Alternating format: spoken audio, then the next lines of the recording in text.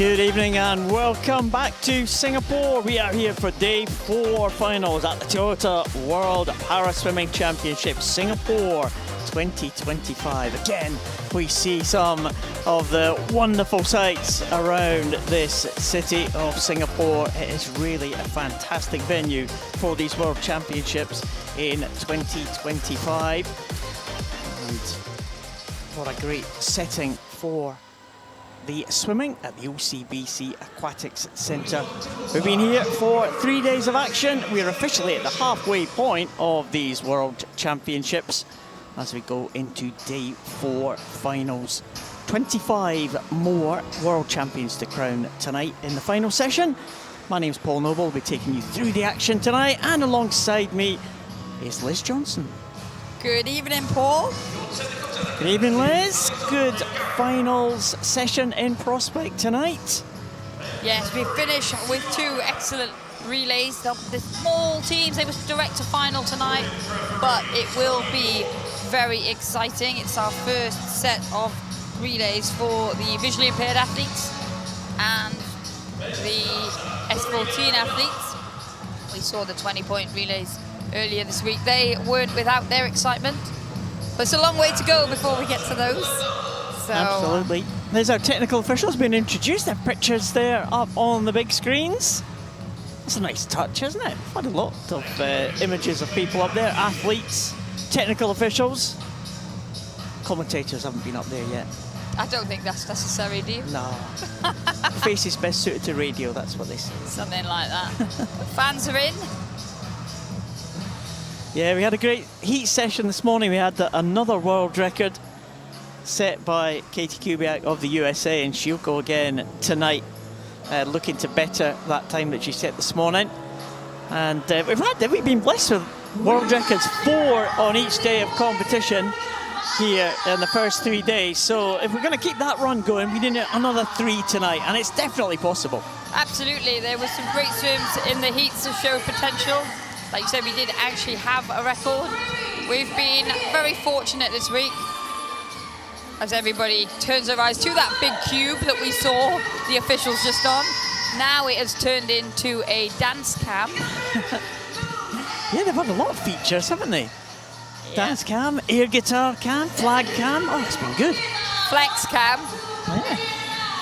So, you just saw the Italians there on the screen just a short while ago, but we have China top the medal table. Italy was equal top of the medal table after day 2, but last night China were absolutely on fire, weren't they? Yeah, we talk about how different countries have their night. Germany had a great night too, but last night it was all about the Chinese. They had so many strong events that just came back to back, and they have forged ahead now. They're 5 gold medals clear of Italy and Great Britain. Yeah, and this is going to be keeping us up to date with all the medal standings as we go along tonight. I'm back on it. Had a night off last night, but she's back. 5:30 here in Singapore. In about 4 minutes' time, we are due to see the men's 100 backstroke S13 final. And as these events scroll through, we have backstrokes to start us off with, and some 50 backstrokes in the middle of the session.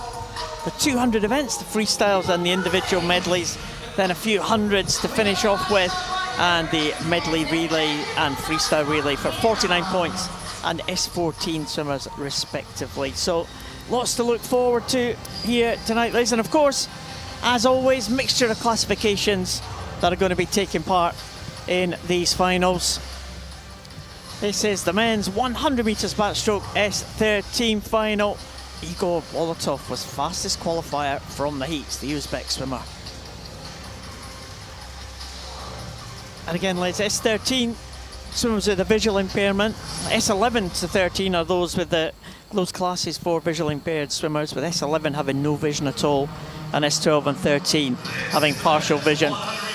Yeah, this one is with the least impaired, which we will be able to discuss a little bit once we have introduced the swimmers.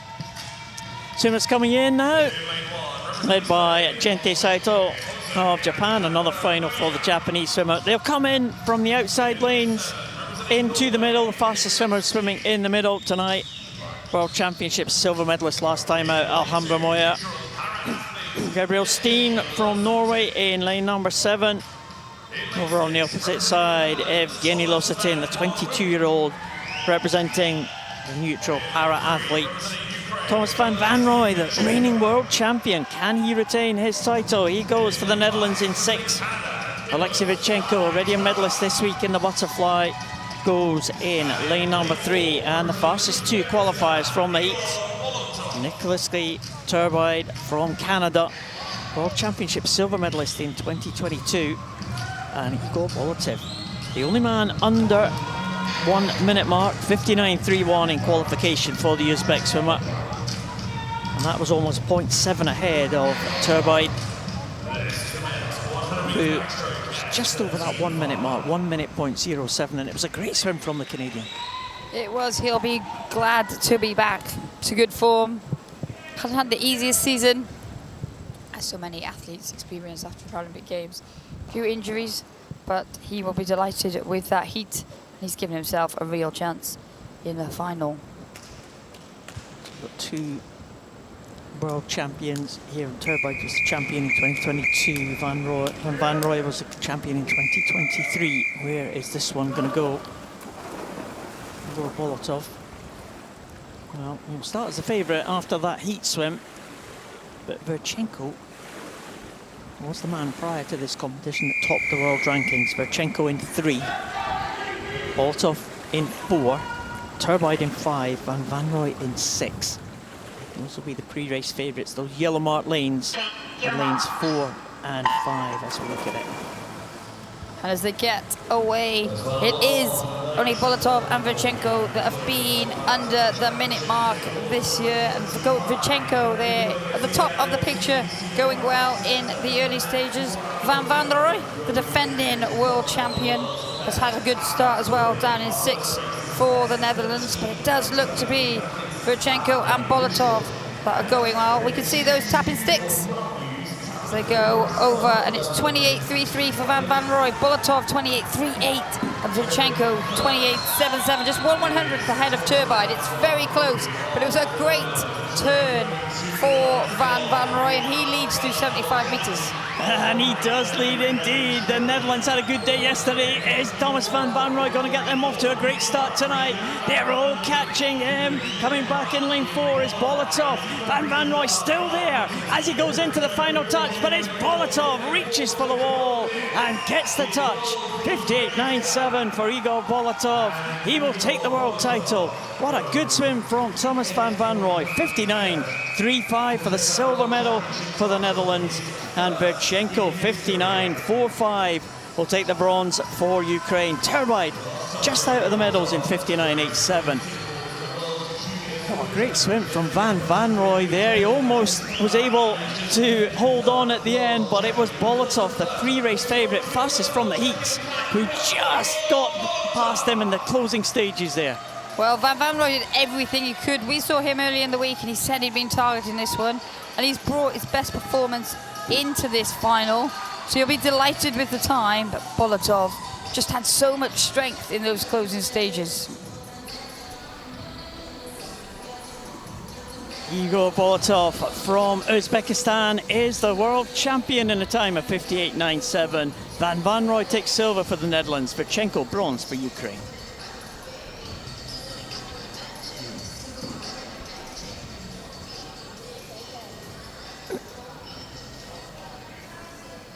The next event will be the women's 100 meters backstroke S13 final.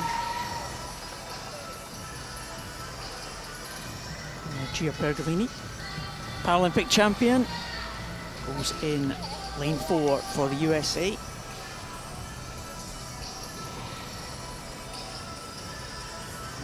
Pergolini's got a great record in this event, Liz. Yeah, she's extremely strong. Twice a Paralympic champion in this one. World champion back in 2022. Yeah, she missed the last World Championships in 2023, sat that one out, came back for the Paralympics in Paris last year and took the gold. Yeah, when you're balancing life as an athlete, I remember she was starting college and she was settling into that new program. And sometimes you've got to make that sacrifice. Short-term sacrifice, long-term gain. We see it from a number of the athletes during their preparations. And that was Pergolini's year out. But it didn't affect her, as we saw in Paris. She came back and she won in emphatic style. Swimmers about to come out, just 7 swimmers will take the start for this one. Norway again represented, this time by Tia Lokebu in lane number 1. Kalilova from Uzbekistan, another Uzbek swimmer with a chance of making the podium. She goes in lane number 7. Danica Vanka from the Republic of South Africa, she goes in lane number 2. Double tick saver, neutral para athlete. She's in lane number 6. Carlotta Gili from Italy, already 2 silver medals to her name this week. Can she go one better? Roisin Nguyen, a world champion in 2023. She's taken 2 medals, the Irish woman, already this week. And Gia Pergolini, as we said, double Paralympic champion, the world record holder from the USA, in lane number 4. Now Pergolini, it'll be tough to beat. 2 world champions in this event, side by side. Pergolini in 4, Nguyen in 5. World record was set in Tokyo by Gia Pergolini in 104.64. Roisin Nguyen looking to claim the first gold for Ireland at these championships. She goes in 5. As they get off the block, Pergolini's had some excellent starts this week already, and she went well there, but Nguyen matched her in lane 5, 1 lane closer to us in that white cap of Ireland. They go through the 25-meter mark, stroke for stroke. Together, also going well, is Gili, who was champion in 17 in Mexico and in London in 2019. But now we focus on those 2 center lanes marked in yellow. As we go into the turn is Pergolini, 31.63 from 32.01 for Nguyen, and Gili, 32.76. They're ahead at the moment. Ziblazetse is trying to get back, but Pergolini looks to be moving ahead as they enter the final 25 meters. Well, still very close, but Pergolini showing her power now in the closing stage. You see it, Nguyen starting to come back very slightly, but I think Pergolini might just have enough to hold on. It is very close at the end, but it is going to be Pergolini to get the title again. She has regained her world title in 105.49. Nguyen has to settle for silver this time, and Carlotta Gili will take the bronze in 107.87. But what a good race that was. Gia Pergolini showed her strength in the closing stages to take that one. And looking down the results, Danica Vanka finishing 5th, an African record for the South African, but the champion, Gia Pergolini, again, a world champion. Well, she was the pre-race favourite. She did have the margin to deal with, and she delivered. Both Nguyen and Gili going quicker than they went in Paris, those Paralympic Games. Repeating the result, it's exactly the same podium as it was in Paris last summer, and Gia Pergolini will be delighted to continue this great run that the USA team are having here in Singapore. She just missed that wall. We talk about the visually impaired athletes sometimes having a challenge to see the flags on backstroke, but she'd done enough by that point, and she had clear water to confirm that victory. Gia Pergolini takes the title for the USA, 105.49. Roisin Nguyen in 2nd for Ireland, and Carlotta Gili for Italy with the bronze medal.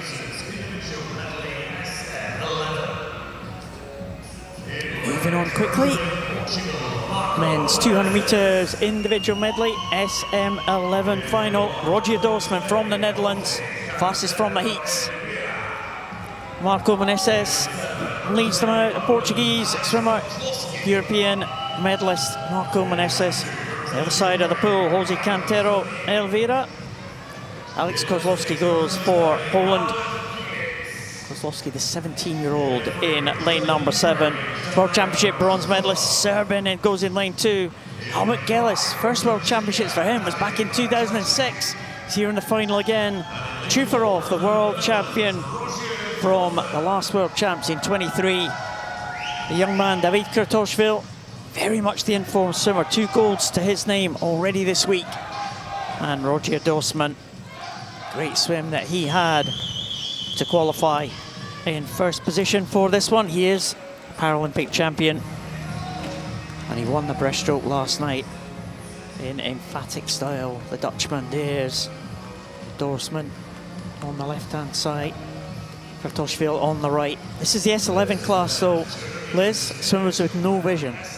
Yeah, so all athletes will either swim with blacked out goggles on, or as you can see there, Marco Mendes, it's not required if the athlete has prosthetic eyes.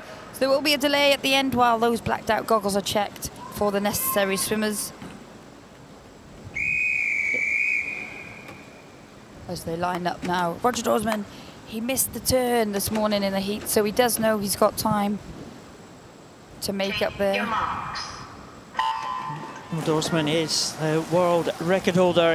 He set that in 2024 at the European Championships in Funchal in Portugal, 2:18.01. So he has gone off to a pretty decent start, Roger Dorsman, but maybe the person who started the best is the winner of the 100 butterfly, and that was David Kurtoshvili, the young 17-year-old who goes in lane number 5. Yeah, Kurtoshvili looking good down this first 50 metres. Hit that turn 28.22, half a second ahead of Dorsman with Chufarov 29.07. As they come off the backstroke though, Dorsman's got excellent underwater work and he emerges just ahead of Kurtoshvili. But Kurtoshvili go in very well and he's back ahead now as they go through the halfway point of the backstroke. 1 lane up from this battle. Chufarov, the defending world champion, has come level with our 2 early leaders. Going very well down in 6th though. It is Spain's Albert Gillis. He did this in the heats this morning. As we go into the breaststroke, Gillis turns 104.60 from 106.73 for Kurtoshvili. Just 0.2 ahead of Dorsman with Chufarov half a second behind. It's all kind of changing about as we go through the strokes here. Dorsman, the winner of the breaststroke, and Chufarov was a silver medalist in that breaststroke. They're making that count as they go towards the final turn now. Kurtoshvili and Gillis just side by side now, but it's a battle for the bronze medal position at the moment because Dorsman is stretching away at the front of this field. Well, once again, Dorsman used excellent underwater work off the wall on the beginning of that breaststroke. He's back in the lead. He turns 145.12, 146.72 for Chufarov.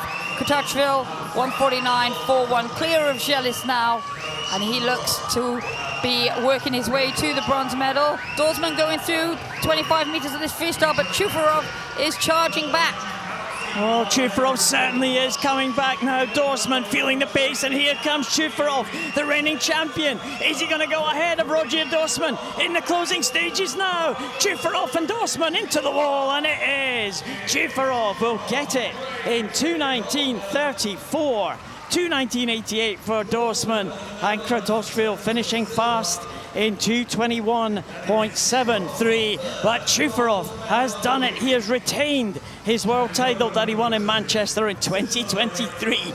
What a swim there in the second half for Danilo Chufarov. Well, he was there or thereabouts after the backstroke, but it was really the breaststroke. He didn't let Dorsman get too far away, and then that freestyle in the final 20 meters, he came charging through. He almost swam through the touchpad.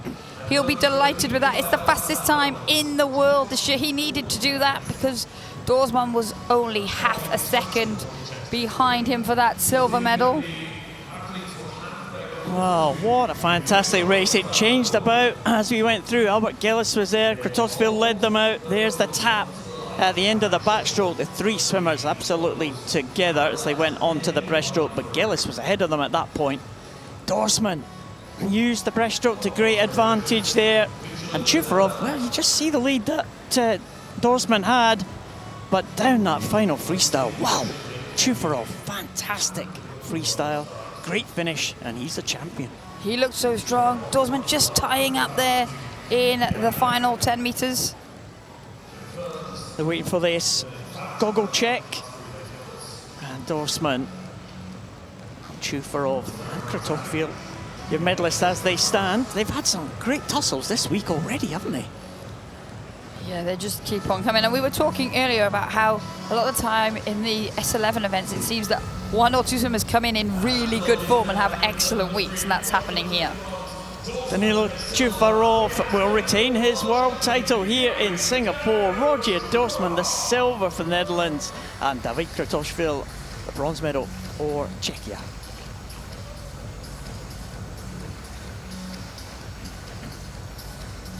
Oh, great drama in the men's 200 IM. This is the women's 200 meters individual medley SM11. Two Chinese swimmers in this one, but fastest into the final, Daria Lukyanenko.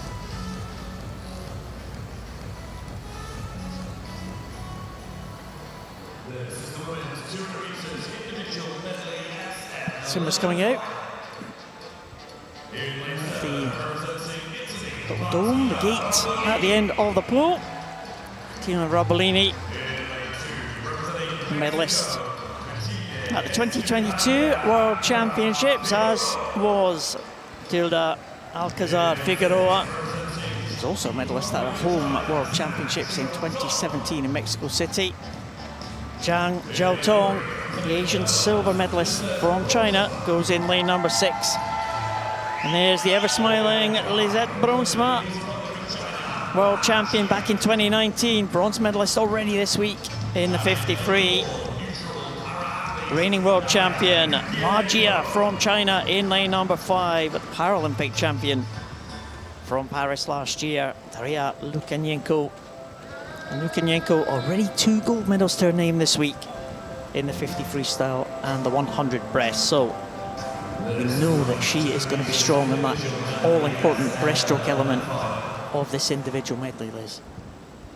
Yeah, we so often talk about how important that breaststroke can be. As we just see there, Lukyanenko moving her headphones.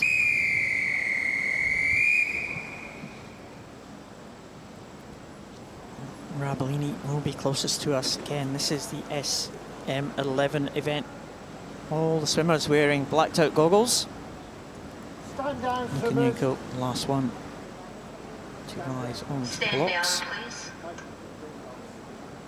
And it is important, Liz, for these S11 swimmers to get the correct orientation on the block. They have to be exactly sure of where they are and the direction they're going to dive in off that block. Yeah, you'll often see their assistant place them exactly where they're used to being on the side of the block. They've all got their own way of then getting onto that block. They rely very heavily on that sort of touch. You see them feeling for the front of the block and then most of them edge their foot forward. Alcazar Figueroa in the outside lane, just waiting for the starter and the referee to get back in the position. I think we're out to go now. Lukyanenko, dual starters favourite of a fantastic Paralympic Games in Paris.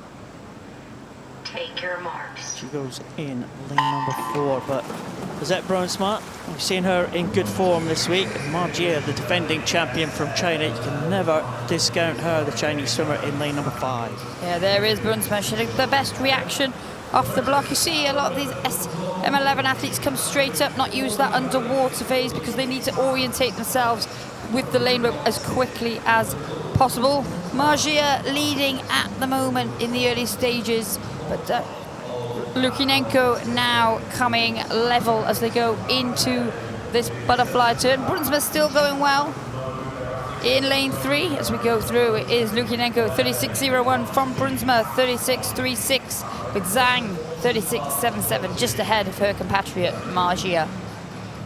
Yeah, Lukyanenko is just forging ahead here as they come down the backstroke. No, she's a very strong breaststroker. Lisette Bronsma just on that lane ropes there, just on the edge of the shot. And she is just about holding on to second place. Zhang coming through strongly in lane number 6 to challenge Bronsma for that second position. But when they get onto the breaststroke, Lukyanenko is the master of that breaststroke element of this individual medley. There's the tap, almost in the stomach of Lukyanenko. Brunsma gets the tap a little bit higher up, and Lukyanenko is away and clear, 117.92, with Zhang in second, Brunsma in third, 121.21 and 122.39. Lukyanenko looks very dominant at the front of the field. She's going through the 25-meter mark of this breaststroke leg.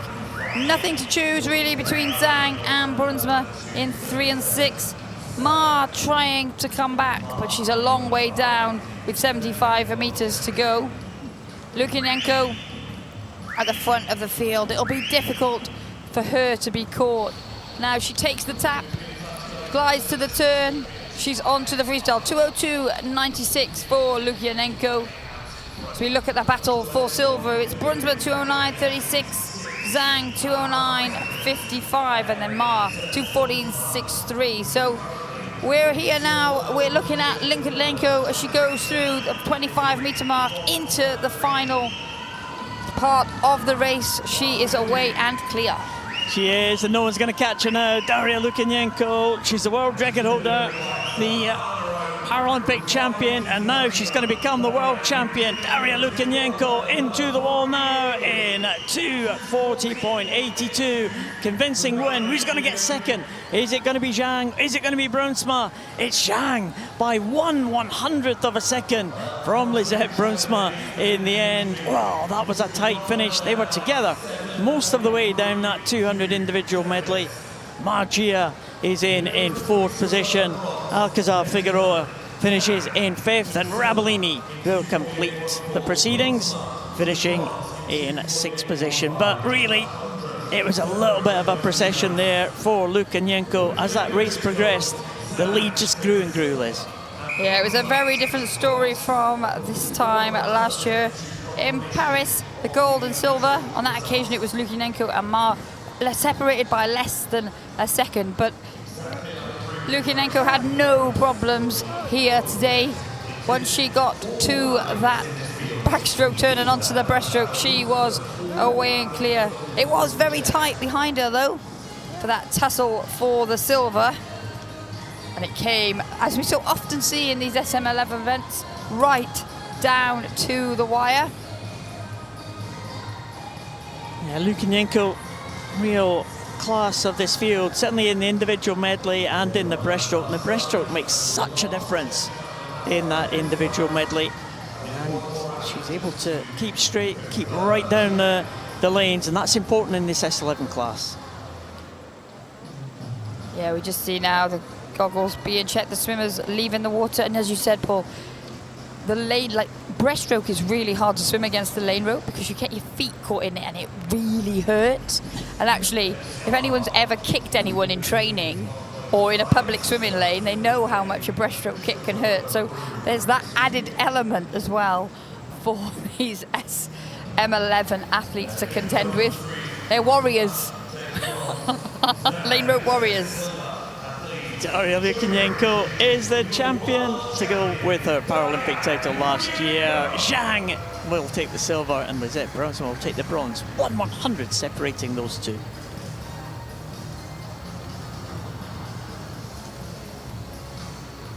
Men's 100 freestyle S8. Callum Simpson from Australia was fastest from the heats, the Paralympic champion. 100 meter freestyle S8 final.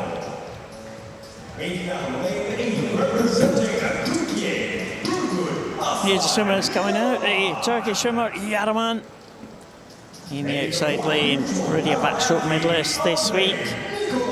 On the other side of the pool, Andrei Nikolaev, well, silver medalist in the 400 freestyle. Slinzakis from Greece has been a world champion in this event before in 2019 and 2022. Noah Jaffe is the reigning world champion. He took that title in Manchester in 2023. Reid Maxwell, the Canadian, goes in lane 6. He was in the final of the 400 freestyle earlier this week. Edward Horidianen, well, the informed swimmer here in this classification, you would say. Fantastic week he's had so far. as has Alberto Amadeo, Paralympic Games bronze medalist in this one, the winner of the 400 free earlier this week. But Callum Simpson had a good 400 freestyle earlier in the week. He is the Paralympic champion, the Australian, and he was fastest in from the heats this morning. Clear advantage over the rest of the field from this morning, Liz, over a second. Yeah, he really attacked that first 50 metres. A lot of the athletes are not showing all of their cards in those heats this morning. Many of them were in that 100 metres butterfly final last night, which was the last individual male event. So they were up early this morning to be back at it. But Simpson looked strong and he'll be difficult to catch. Australia having a good championship so far. Can they add another gold medal to their tally? Paralympic champion Callum Simpson goes in lane number 4 next to the Italian Alberto Amadeo in 5. Well, it was a great start in 3, as we've come to expect from Edward Horodinen of the Ukraine. That single arm stroke gets away very quickly as he leads through the 25-metre mark. Simpson chasing him on one side, Noah Jaffe chasing him on the other. It's those 3 at the moment that lead the way, but look at that kick, propelling Horodinen into the turn. 27.16 to 27.8 for Simpson and 28.40. He's under world record place at the 50-metre mark.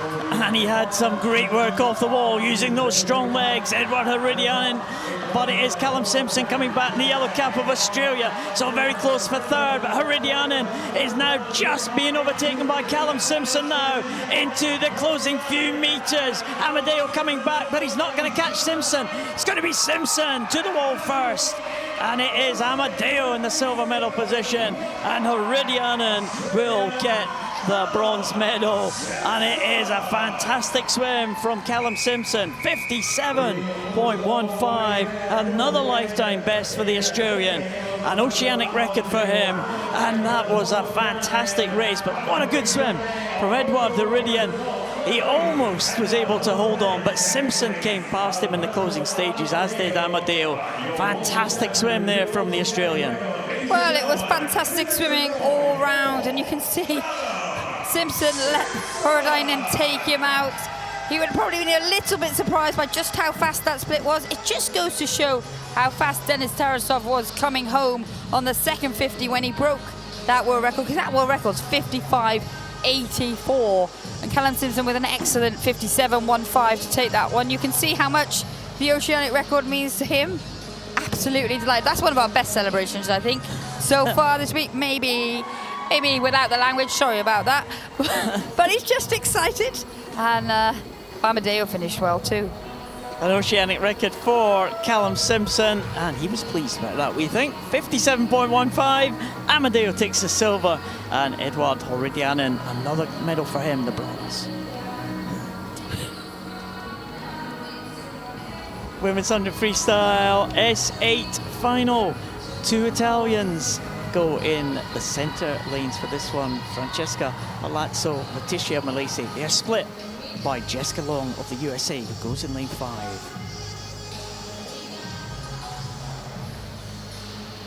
Well, what have the women got in store? This could be an interesting one as well, couldn't it? Jessica Long, the most decorated Paralympic swimmer of all time in the World Championships, the World Para Swimming Championships. 54 medals in total that she's got of World Championships over the years. Wowza. It'd be great if she can add another one.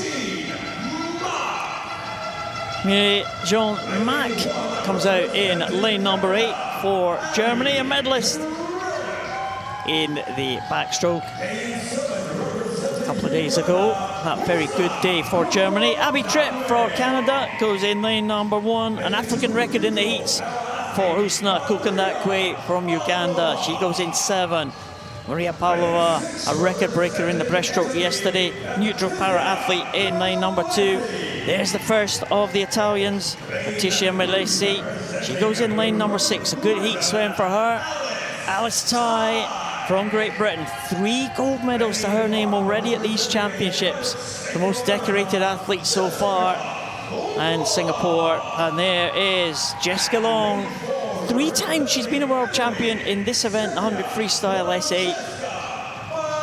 And the fastest from the heat, the world champion in 2022, Gina Francesca Palazzo. There's her teammate, Melisi. Well, this heat, making her debut at major championships, and talked about her this morning in the heats. Melisi had a fantastic swim there, really good. Attacked it in the early stages, Melisi. Yeah, she dropped a fair amount of time to make this final in that 6th lane. She'll be there challenging for the medals. Jessica Long to the right of the picture. She's running a much smaller program here. First year of her Paralympic cycle. So she'll race hard, looking to take her first medal of these championships. Alice Tai, arguably the in-form swimmer in this classification group this week so far. So this will be an exciting race.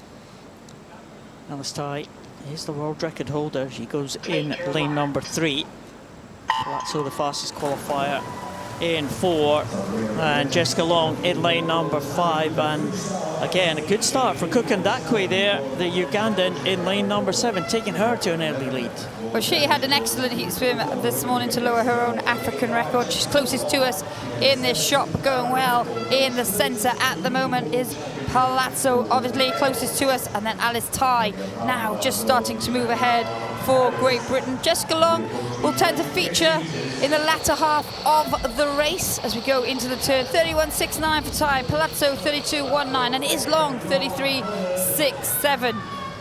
Melesi goes back ahead of Long off the wall, but watch for Long to fight back through. But at the front of the field, it's Alice Tai going into the final 25 metres ahead of Palazzo. Well, Alice Tai in great form. She's got 3 gold medals already, and she looked like she's going to get another one here. She's going away from Palazzo in lane number 4. Coming into the last 5 now, it is Alice Tai for gold again. 105.49, her 4th gold of these championships. Palazzo will get the silver, and Jessica Long will add another World Championship medal to her tally. But what a fantastic swim again for Alice Tai.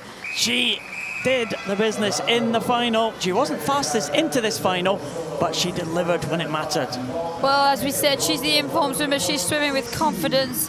That is, she came in top of the rankings, but that's almost a second quicker than she's been this year. Palazzo delighted to be back down to some of her best swimming, and Jessica Long, if those results are confirmed, will be over the moon to be on the podium in what is a very different World Championships for her this year.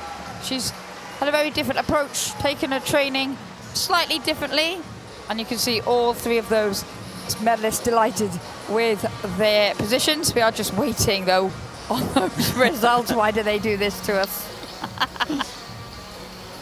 The result of the women's 100 freestyle S8 final is confirmed. Alice Tai takes her 4th gold medal of the week for Great Britain. Gina Francesca Palazzo will take the silver, and it's a 55th World Championship medal for Jessica Long of the USA.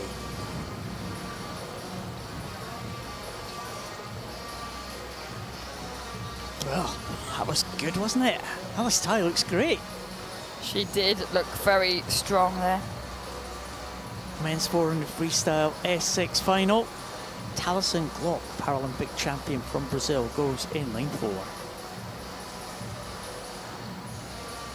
Strong lineup for this one, but just the swimmers, the S8 swimmers posing for pictures. They're not out of the water yet, so the swimmers can't come in. Alice Tai and Jessica Long on the pool side there. They'll be delighted with that woman. Yeah, both of them actually. I think we'll be happy with that result. And here's the men coming out for this S6 final. Raul Gutierrez Bermudez leads them out, the first of the Gutierrez Bermudez brothers. He will go in lane number 8. David Felipe Rendon Acosta, saw him with an excellent swim yesterday, making it into the 100-meter final. Tan Kyun, the Asian champion for China, will come out in lane number 7. He was such a good swim in the individual medley for the younger of the two Gutierrez Bermudez brothers, Jesus, to win a silver medal in the individual medley event yesterday. Antonio Fantine, he's been 3 times a world champion in this event. Second to Taliesin Glock in the Paralympic Games. There's Mikhail Levchenko, youngster neutral para athlete. Another neutral para athlete goes in lane 5, Andrei Granichka. But in the fast lane, the Paralympic and world champion is Taliesin Glock of Brazil. It was all pretty cagey in the heat this morning, Liz. No one really made any impression. Taliesin Glock led from the start, but it was quite a comfortable swim for the Brazilian.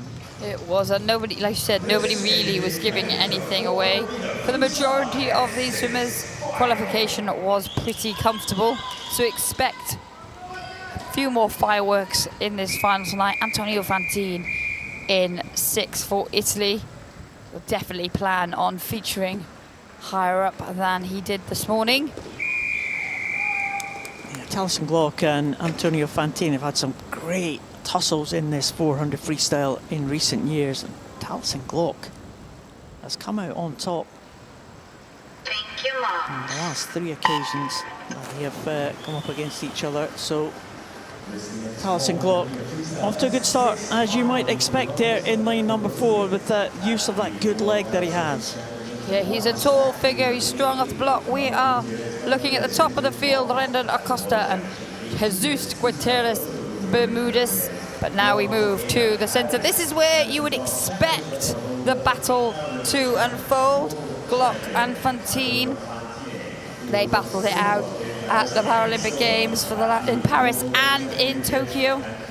They were only separated by 0.4 of a second in Paris. Glock victorious once again on that occasion. Fantine has that high stroke, very different strokes, very different impairments, as you can see from this footage. Fantine has attacked it so often, he's been caught out by Glock on this 400 meters freestyle, so he'll look to assert his authority early on. Yeah, Fantine going into the 100 mark.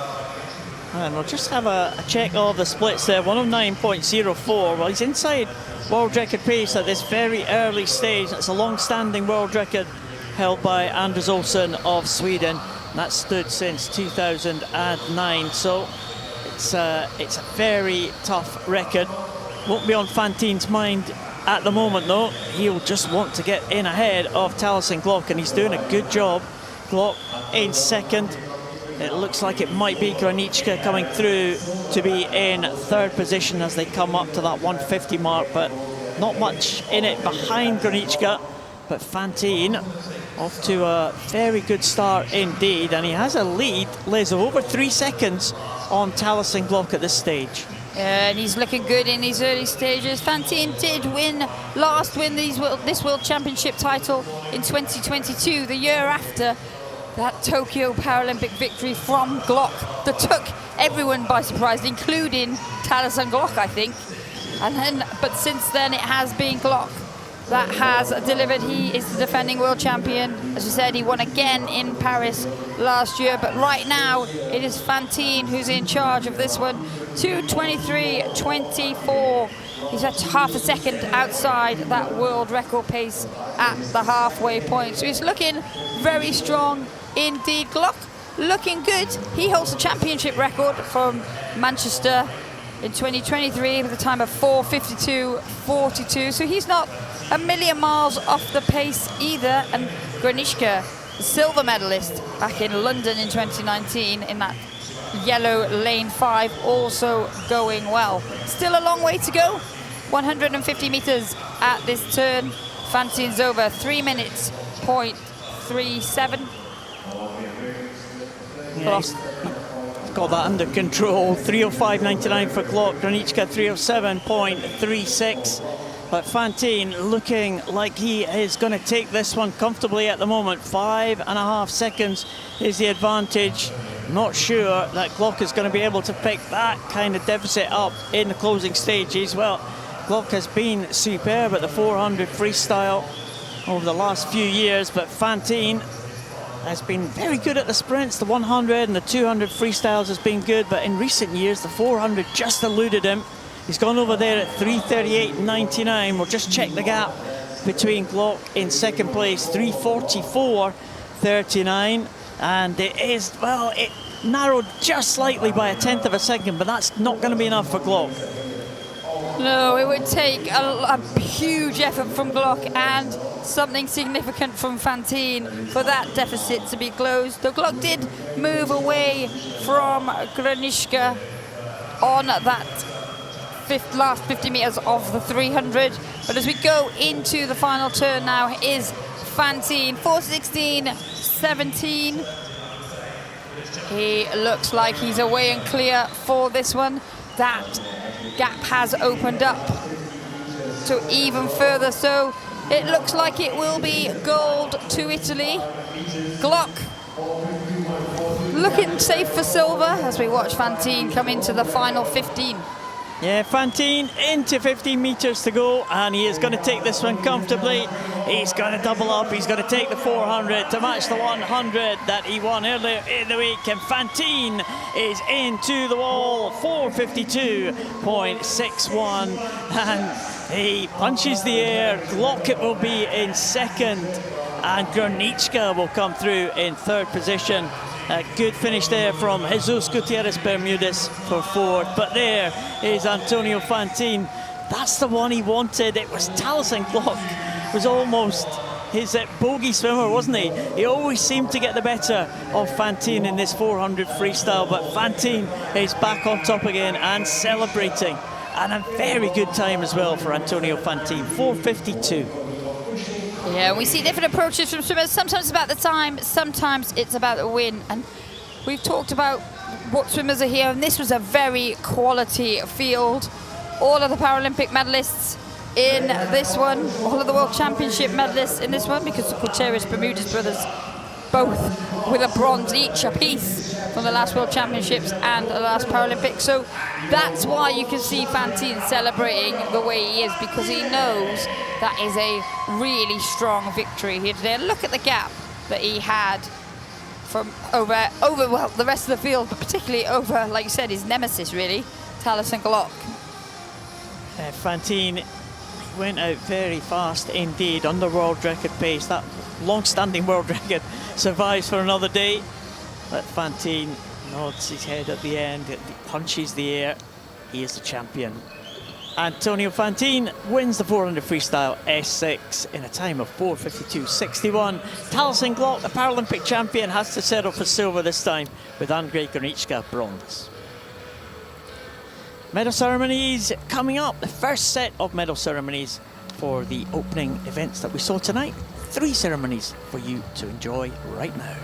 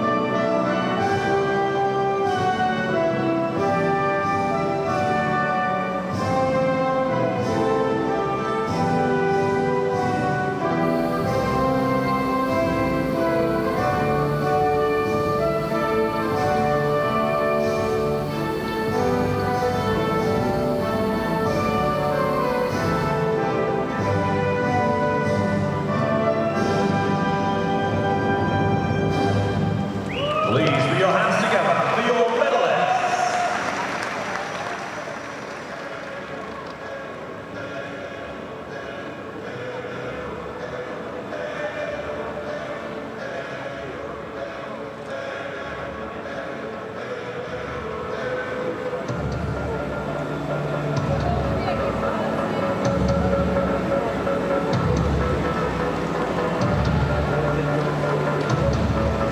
The victory ceremony for the women's 100 meters backstroke S13.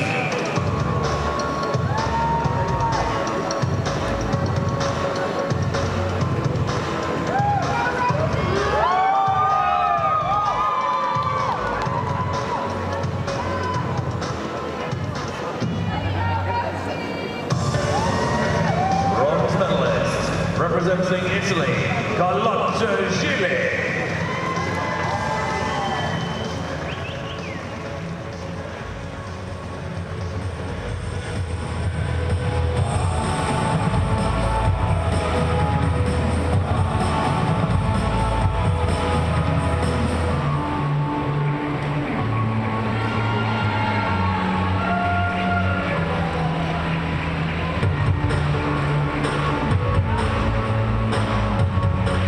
Silver medalist, representing Ireland, Rushi Iri.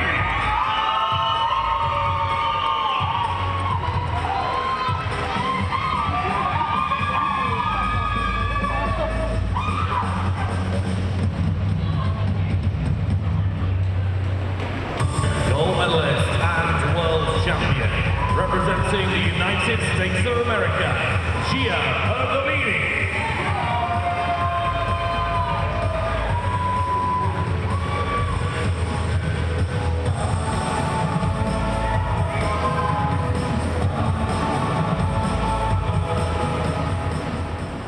Please rise if you're able for the national anthem of the United States of America.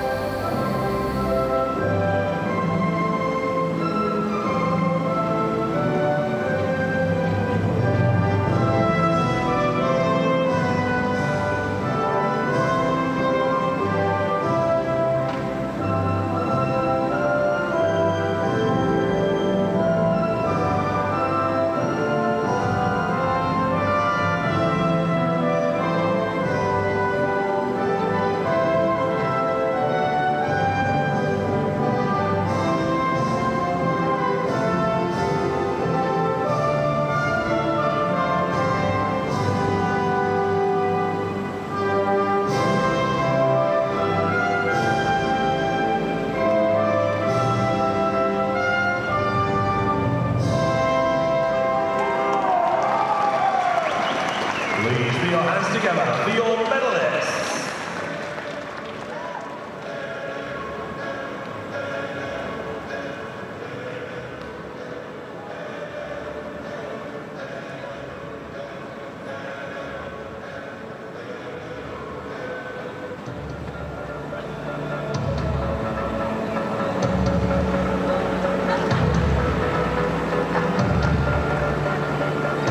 The victory ceremony for the men's 200 meters individual medley SM11.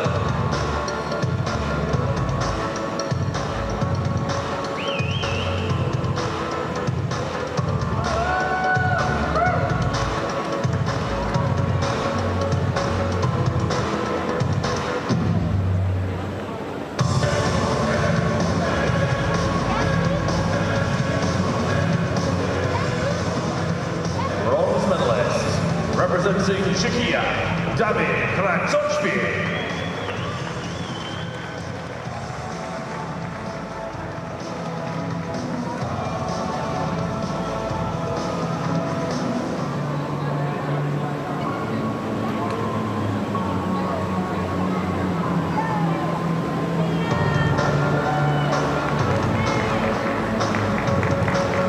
Silver medalist representing the Netherlands, Roger Dorsman.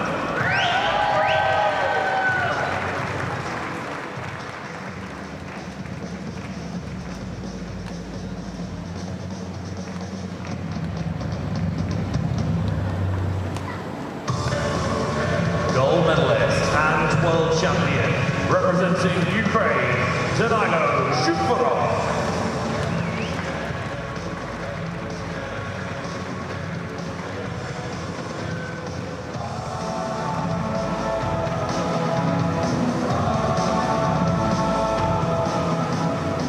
Please rise if you're able for the national anthem of Ukraine.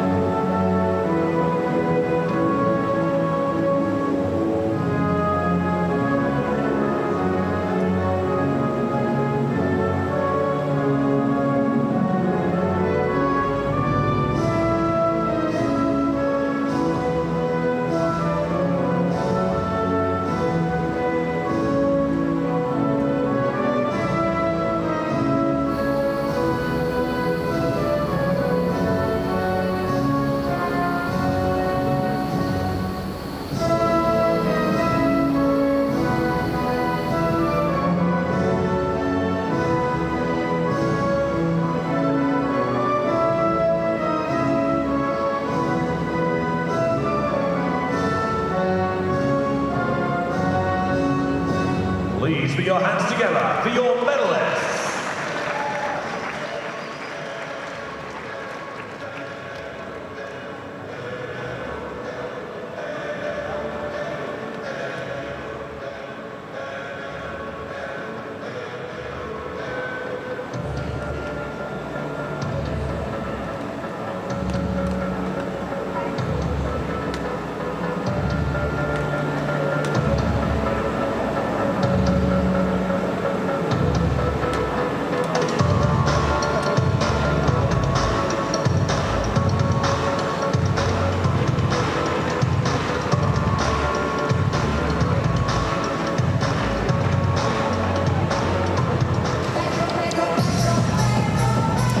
Well, back to the swimming action. Women's 400 freestyle S6 about to come.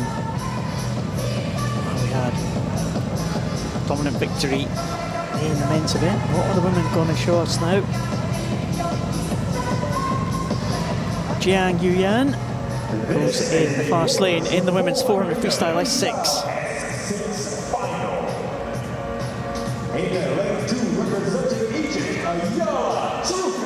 Yellow Tufik from Egypt, the African record holder, will lead them out in lane number 2.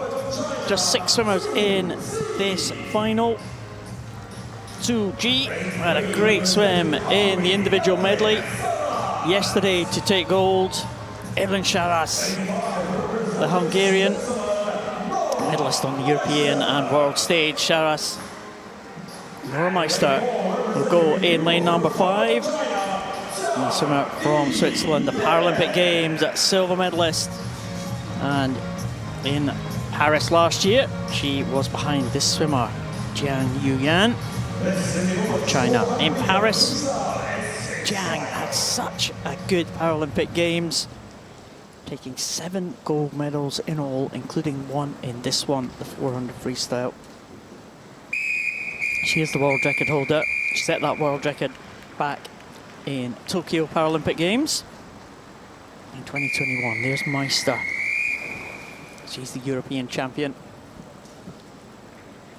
Can she challenge the reigning world champion, the reigning Paralympic champion, and the world record holder, Jiang Yuyan, in lane number 4? Well, Jiang Yuyan will come in as the firm favourite. But Nora Meister has been in excellent form here, so she will want to build on that and stick as close to Jiang as she can. As to the European champion, going well in the early stages, though, is that dominant single arm stroke of Jiang Yuyan. She had an excellent World Championship debut back in London in 2019 to take the world by storm. She went over there 34.20, ahead of 36.99 for Meister, with Zhu 38.37. But Zhang, she had that, as I was saying, that World Championships in 2019 where she really announced herself on the world stage, and she essentially repeated those performances at the Paralympic Games in Paris last year. She's still only 20 years old, but we've really seen her mature on this global stage. She comes into the first 100-meter turn, time of 1:12.42. That is under world record pace by 0.8, similar to what we saw in the men's event in the early opening stages. 1:16.33 for Meister. Zhu still in third, 1:20.57. Yeah, Jiang has got a big lead at the moment over Nora Meister. And it's not a big field here in this 400 freestyle, but it's a quality field, certainly at the front, the gold and silver medalists from the Paris Paralympic Games. So there's definite quality in this field, but it's an opportunity for these swimmers behind the big two in the centre to maybe make a mark and to get themselves on a world podium as well. And at this moment, it's Zhu Ji who's holding on that position ahead of Evelyn Charas, as Jiang will come down to the halfway stage here at the bottom. We'll just check the splits. When she hits that bottom end, she's dominating this one. Meister sticking to the task there, but some 4 seconds the advantage. But that gap hasn't really changed too much as they've gone through this last 100. They're coming into the halfway point now. Jiang, world record was set off a time of 2:30.52. So Jiang slipped off world record pace, and Meister, well, making a little bit of a move there. She closed that by around about a second there on the leader. Yeah, and in Paris last year, the gap was 4 seconds from gold to silver. As we see so often in the classification groups, different impairments attack these events differently. Very similar swimming here to the men's event, only this time it's Zhang who swims like Glock and Meister who swims more like Fantine. Meister really making a move here. It is a bit easier to increase your turnover of stroke for those athletes that use two strong arms. And as we go into the turn, the gap is now down to 1.9 seconds. So Meister is repping quicker than Zhang.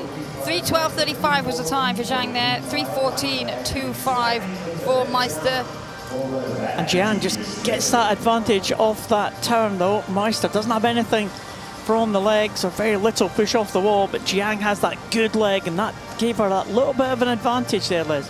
Yeah, Zhang is a very tall figure as well, but as you can see, Meister does gain through the length of the swimming, and she'll close that gap again, but then after we go off the wall, Zhang will open it up. So 3:52.75 to 3:53.77. Another 0.9 of a second almost has been taken off there by Meister. So if she continues like this, it will become very close into that final finish.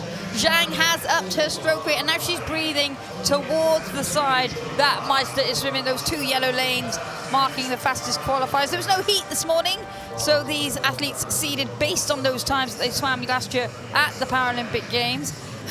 Zhang by no means away and comfortable this time round. Yeah, absolutely not. She is in the lead. The lead is around about 1.5 seconds still. Jiang 4:31.57. Meister 4:33.02. It will be G, I think, in Zhu in third place, just ahead of Charas. But here comes Jiang now into the closing stages. Meister still trying to come back. Jiang now breathing away from Meister. The gap is decreasing, but I think Jiang is going to have enough to hold on here at the end. It is going to be another gold medal for Jiang Yuyan of China. She's been made to work all the way to the finish by Nora Meister, but Jiang will take it in 5:10.68. Nora Meister in 5:12.39. Well, she'll be delighted with that one. It's a European record for Nora Meister. and Jiang looks absolutely exhausted. She was made to work there for that championship record. Could be another medal to China coming up though. Zhu Ji is lying in third position at the moment, just ahead of Evelyn Sharaz here of Hungary. You'll see the gap as Zhu, the champion in the individual medley, is coming into the wall now to claim that bronze medal position in 5:46. But what a good tussle at the front of the field. And Nora Meister, that European record at 5:12.39. It was previously held by Yelizaveta Mereshko of Ukraine, and she's knocked a couple of tenths of a second off that. Well, she looked very strong in those closing stages. As we just look now up to lane 2, as Alia Tufik comes in for Egypt. She had an entry time of 6:02. She's come in there 6:19. So like I said, a little way off of that one, but Zhang was made to work hard. Meister will be delighted with that performance. Zhang looked like she was going to dominate that one right from the start, but Meister must have just sensed something. You'll be able to see the swimmers, they were right next to each other, and as Jiang was coming out of the turn, Meister would have thought to herself, well, exactly like you said, Meister, you can sense it, and how many times have we talked about it's better to be the chaser than the chased, and that's exactly what happens. Meister had nothing to lose there. She went for it. Zhang did have a slightly higher turnover. She saw Meister, and she benefited from the fact that she was breathing towards her in those final stages, because that was ultimately, I think, well, if they'd been separated across the pool, then it might not have worked out like that. It might not have done. Jiang is the champion again. We're still waiting for confirmation.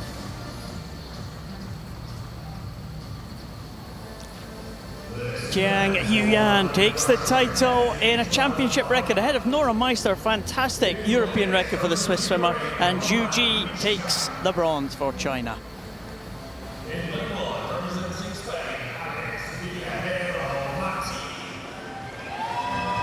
And the men are coming out now for the 100 metres breaststroke SB12.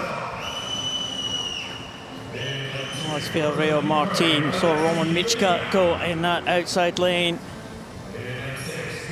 Alexei Fedina, 5 times a world championship medalist. He goes in at lane number 2. Jamil Shahov go for Qatar. Swimmers. 2 Spanish swimmers in this one. There's the second one. Ivan Salguero, Ostea. Vladimir Izotau, neutral para athlete. He's been the champion before in 2013 and in 2017. Timofey Guk, neutral para athlete, goes in 5. And Nurle Zumagali, fastest in from the heats, Paralympic Games, silver medalist in Paris.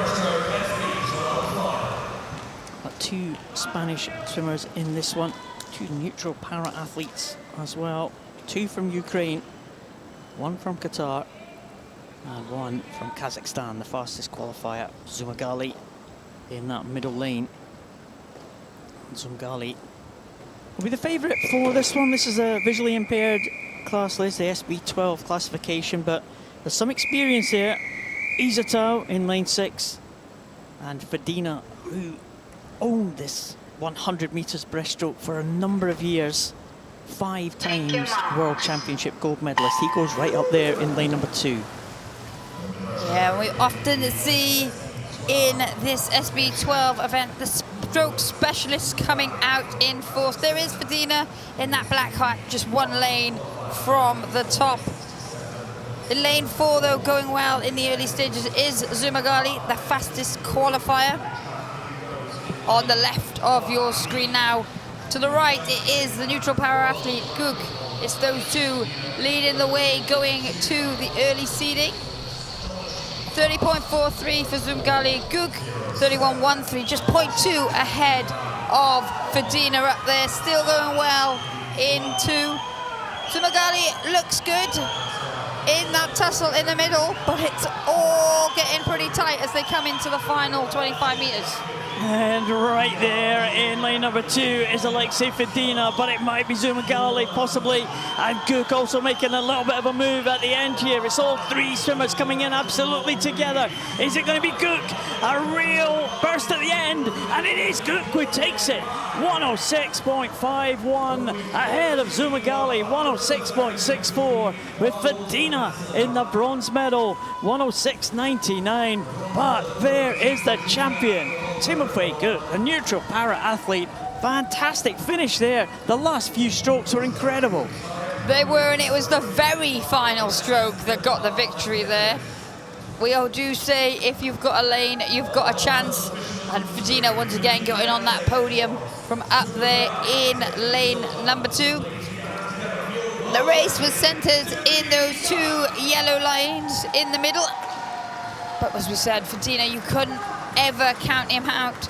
He's dominated the breaststroke for so long. Originally in the SB13 classification, as so often we see with the visually impaired athletes, they work their way down the classification system as their impairment becomes more significant. But what a swim there from Timofey Gook. Timofey Gook wins the gold in the very last stroke. Neutral para-athlete takes it from Kazakhstan's Zumagali, with Ukraine's Fedina on the medal podium again at the World Championships.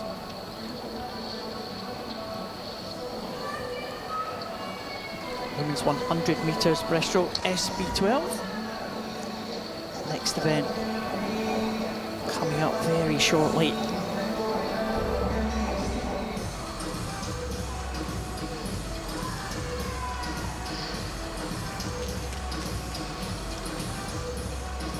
There's a line-up for the women's 100 breaststroke SB12. Maria Latriskaya, World Championship bronze medalist previously. She goes in lane 4.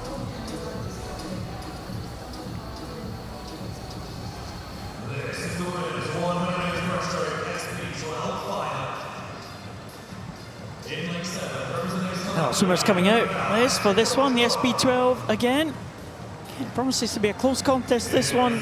Petra Kavicheva from Slovakia, European bronze medalist last year.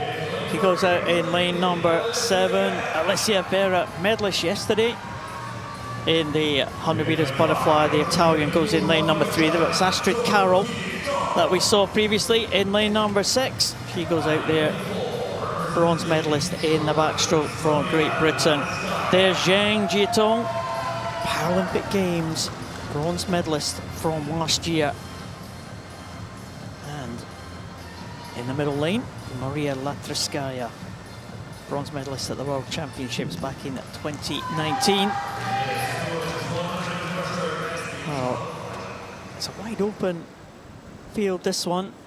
Champions in the previous World Championships and Paralympic Games not taking part in this event. Elena Kravtsov and Maria Gomez Santiago. So it's a real opening for someone to claim a world title, and it could be a close contest. Take your marks. Well, these swimmers will all sense an opportunity here to take a world championship title. It's wide open. Zheng, as the Paralympic bronze medalist, would be the favourite, but the fastest entrant is Latriskaya, the neutral para-athlete in that pink hat in lane 4. Berra going well for Italy, 1 lane up from her. Carroll and Zheng, stroke for stroke in 5 and 6. As we come into the turn, is that pink cap of Latriskaya. It's going very well. She goes over 36.57, 38.18 for Berra, 38.79 for Zheng. They're your front 3. Astrid Carroll still in this for Great Britain in the hunt for another medal on her World Championship debut, but really at the front of the field. For now, Latriskaya is away and clear. Yeah, Latrskaya is going to take this one, I think. It's a real tussle for the silver medal position. Bera right up there at the top, Zheng in 5. The 16-year-old Astrid Carroll coming through really strongly as well for Great Britain. But here comes Latrskaya into the finish. She is going to claim this gold medal, and she is into the wall now in 1:19.91. The second position will go to Astrid Carroll. The 16-year-old wins another medal to go with the bronze she won earlier this week. It was only 3/100ths of a second in it. Carroll takes the silver, Zheng will take the bronze, and Bera just out of the medals in 4th. But Latrskaya, well, she dominated that one. A great first 50 for the neutral para-athlete, and she held on at the end. Yeah, well, we said there was an opportunity here. Paralympic champion Elena Kravtsov gave birth to her son just last week, so that's where she is at the moment. And Maria Carolina Gomez Santiago is doing a much smaller program at these World Championships. So as we saw and as we said, there's potential here for a new world champion, a new dominant force, and Maria Latrskaya has absolutely taken that opportunity, but so has Astrid Carroll to get on that podium for Great Britain. And Zheng, another bronze medal at a major championships. Latrskaya wins the world title in the women's 100 metres breaststroke SB12. 16-year-old Astrid Carroll takes a great silver for Great Britain, and Zheng bronze for China to match the one she won in the Paralympic Games.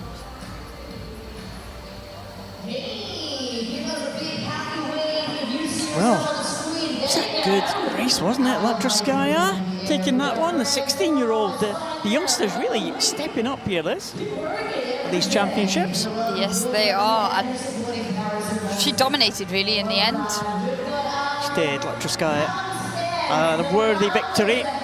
We're going to more medal presentations now, starting with the medal ceremony of the 200 metres individual medley. They are coming right up, but of course more finals for us to enjoy in a short while after these medal ceremonies. Some more action, some flag action there in the little cube. It's a good innovation. It's almost, we're almost at eye level to it, aren't we? It's a great view that we've got from our little position here in the comms box. It's true, it does make our life a lot easier. And the cube goes, it is actually a four-sided cube as well, isn't it? Like, you can see it from everywhere. You can indeed, and yeah, the crowd interaction's been going good. They're getting the teams involved as well. On this side, you can see some of the teams there as we move on to the medal ceremonies. And they are coming up right now. The victory ceremony for the women's 200 metre individual medley SM11.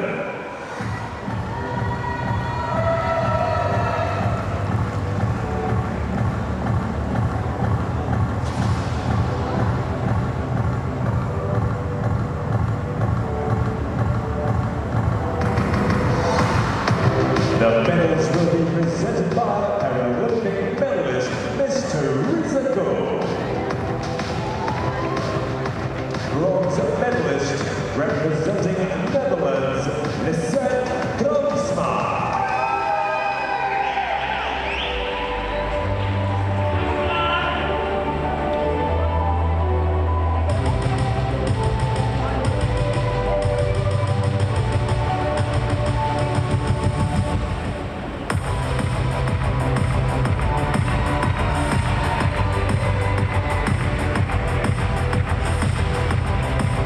Silver medalist representing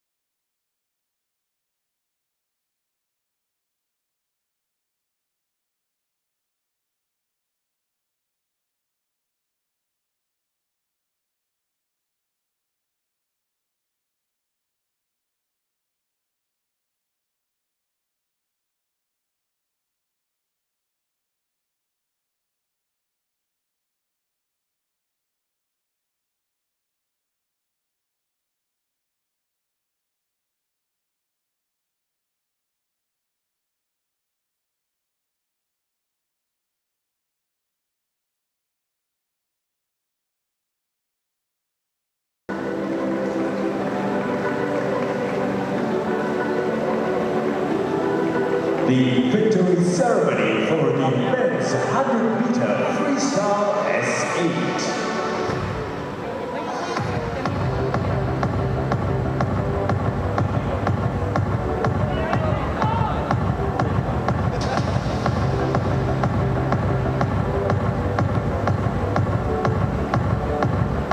Bronze medalist representing Ukraine, Edward.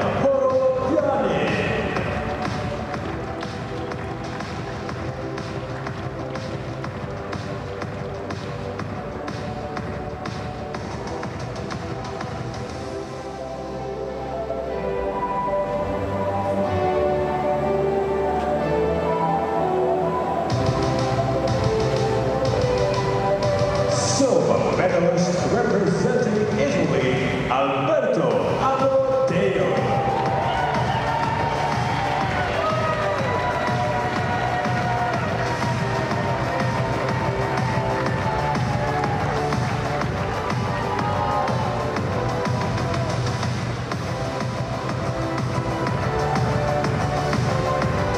Gold medalist and world champion representing Australia, Simpson.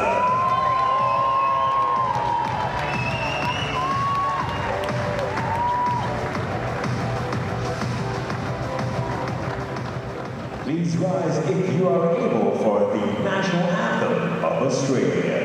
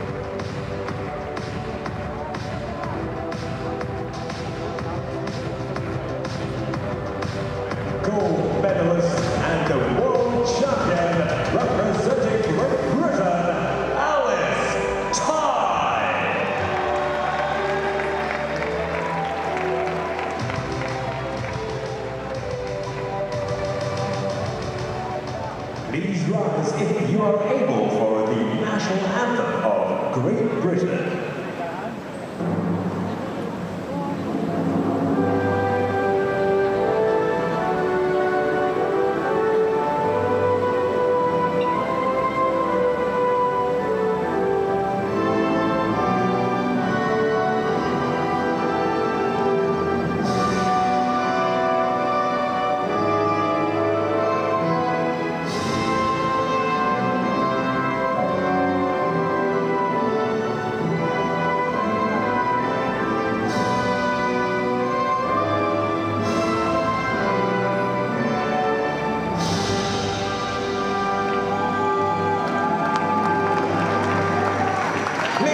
Put your hands together for your medalists.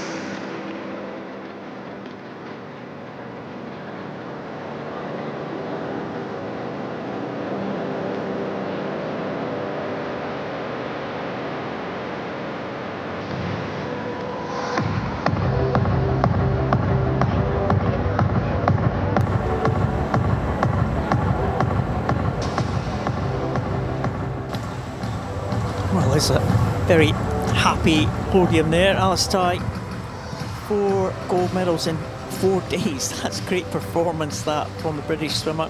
Might be on course to match that 7 golds that she got in London in 2019. That'd be incredible, wouldn't it? Yeah, I think, like you said, happy podium. Jessica Long probably relieved to get her first medal of the championships. Palazzo also swam really well there. She hasn't had the easiest week, probably not performed as well as she's used to. So smiles all around.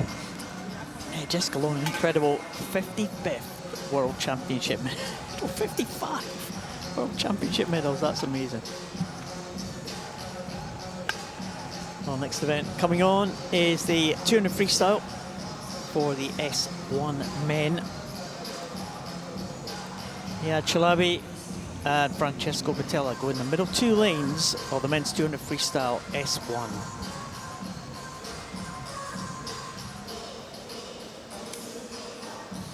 We had one event so far of the S1s, that was 100 backstroke yesterday, Liz, and that was won by Anton Cole from Ukraine. He goes in lane number 3.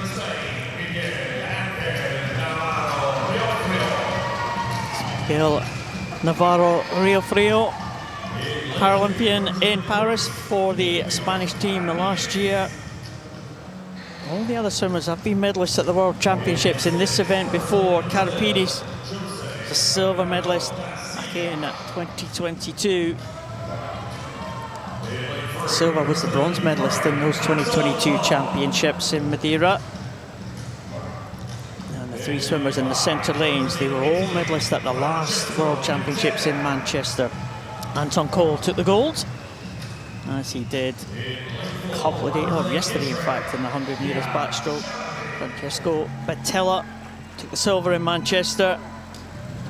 And Iyad Chalabi, final swimmer that we will see, the Israeli, he took the bronze in Manchester. So all the medalists are here. Bottella was the gold medalist in 2022, so he's got a good record in this event. This is the longest distance that we will see the S1 swimmers go over, 200 freestyle. Yeah, and as we have become accustomed to, there was no heat for these S1 swimmers, but it means that there's opportunity everywhere. Anton Cole, he wasn't in that centre lane yesterday, but once he was into his stroke, he really dominated and there was no catching him. So like I said, we've become accustomed to not looking too much into the seeding of the S1 athletes, because if they're having an exceptional day, they can knock chunks of time off their entry times. But similarly, if there's just one small thing that changes with their body position or their stroke, then they can add a lot of time. So it makes it exciting every time they take to the water. Yeah, it certainly does. Close contest, maybe on the cards, as we saw in the 100 backstroke. All of these swimmers, it is a freestyle event. I think all of these swimmers will be swimming backstroke in this one, so it's almost a repeat again of what we saw yesterday, just double the distance for these S1 swimmers. They are the swimmers with the most impairment in the Paralympic swimming programme. All of them being held in position by their support staff. And only one with a slightly different starting position was Miguel Angel Navarro Riofrio from Spain in lane number 7, being held up closer to the blocks. So everyone else being held by the feet by their coaches. So it is the middle lanes, we think, are going to be the main ones. Chalabi from Israel in lane number 4, Bottella in lane 5 from Italy, and Anton Cole in lane number 3. Off to a good start to Silva as well, right in the mix in the early stages, the Brazilian.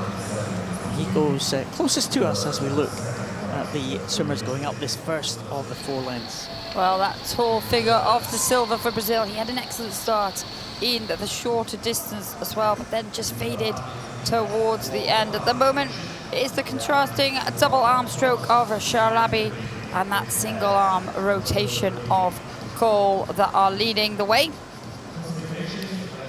This is where we can see things change, because a turn, important in any race, but for these S1 athletes, it's all about the momentum that they take into the wall rather than out of it, and how quickly they can swivel around. Shalabi did very well there. It was at the turn that we saw Cole get the advantage in the shorter race to take that victory earlier in the week. 1:16.40 for Shalabi, 1:16.81 for Cole.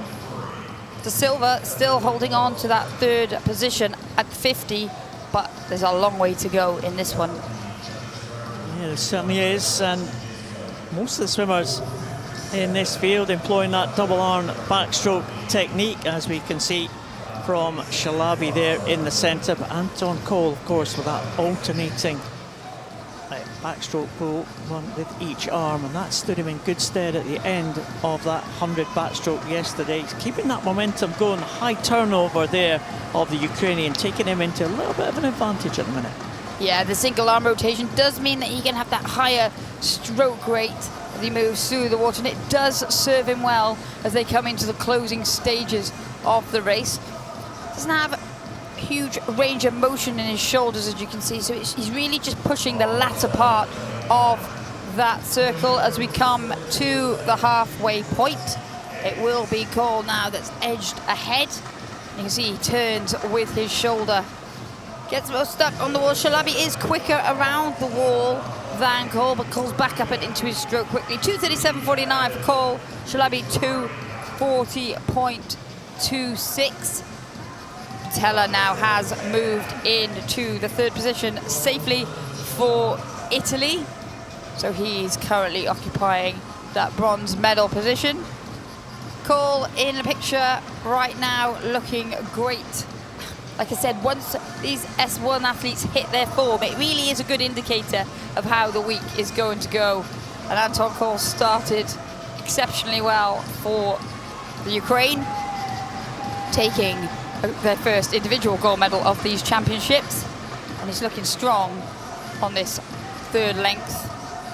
So getting a little bit spread out now as they go down towards this final turn. And these three swimmers have been the dominant forces in this S1 class, with the exception of Kamil Lutowski from Poland, not at these championships, but Anton Cole, Iyad Shalabi and Francesco Bottella have had these tussles at many of the major championships over, well, the last 6 or 7 years, maybe even some of them going back further than that. And Anton Cole is away now, 3:57.07. He has around about a 7.5 second lead over Shalabi, 4:04.85 as they go into the final 50. Bottella 7 seconds or so behind Shalabi as he goes over that final turn. But they know each other well, Les, and Anton Cole's the man on form at these championships by the looks of things. Yeah, we saw from that underwater shot just how he propels himself through the water. He keeps the momentum going. There's no real pause in his stroke. So he's working hard. Cardiovascularly, he's working hard in this as he goes into the final 25 meters. He is the championship record holder of 4:57.31. He went that time to take that victory in Manchester. He's just coming up to the 15-meter mark now, so that time will probably elude him here in Singapore, but the gold medal looks to be going only one way. He certainly does. Anton Cole with a lead of 3 or 4 meters over Iyad Shalabi from Israel. Bottella in third place as he comes in now. But here comes Anton Cole. It's going to be another gold medal for the Ukrainian at these championships. Anton Cole gets in 5:15.69, and he will take the title. He will double up as a world champion here at these championships, and also in this event, because he did win the title in 2023 in Manchester. It will be silver this time to Shalabi and bronze to Bottella. Shalabi finishing 5:26.65 Patella 5:34.51. 2 swimmers still in the water. That was Jose da Silva from Brazil in lane number 6, and Carapides in lane number 2, and also just out of shot is Navarro Riofrio from Spain. But here is da Silva. He was the America's record holder. Also a decent time this year, 6:43, the Brazilian. Carapides and da Silva. Da Silva has gone to the alternating backstroke for the final 5 meters. He was double arm backstroke all the way down for that 200, apart from those final 5, and the Brazilian into the wall now. 6:30.60. Carapides will be in now. The Greek swimmer, 6:40.09 for Carapides. That's a big improvement on his entry time. He was entered on 7 minutes. It's just the 22nd improvement, Liz. That's not bad. No, excellent work from the experienced Carapides there. As we now focus on Navarro Riofrio, you can see a very different stroke for him. The only athlete in this one whose predominant payment is in his arms. All athletes appeared in all 4 limbs, but most of them propel using that bull, as we've seen, as he is all about that kick as he comes into the final stages of the race. Spaniard already swam earlier this week as well, so he will come to round this one out. His entry time was a 7:47. As we watch now as he comes in to the final few meters.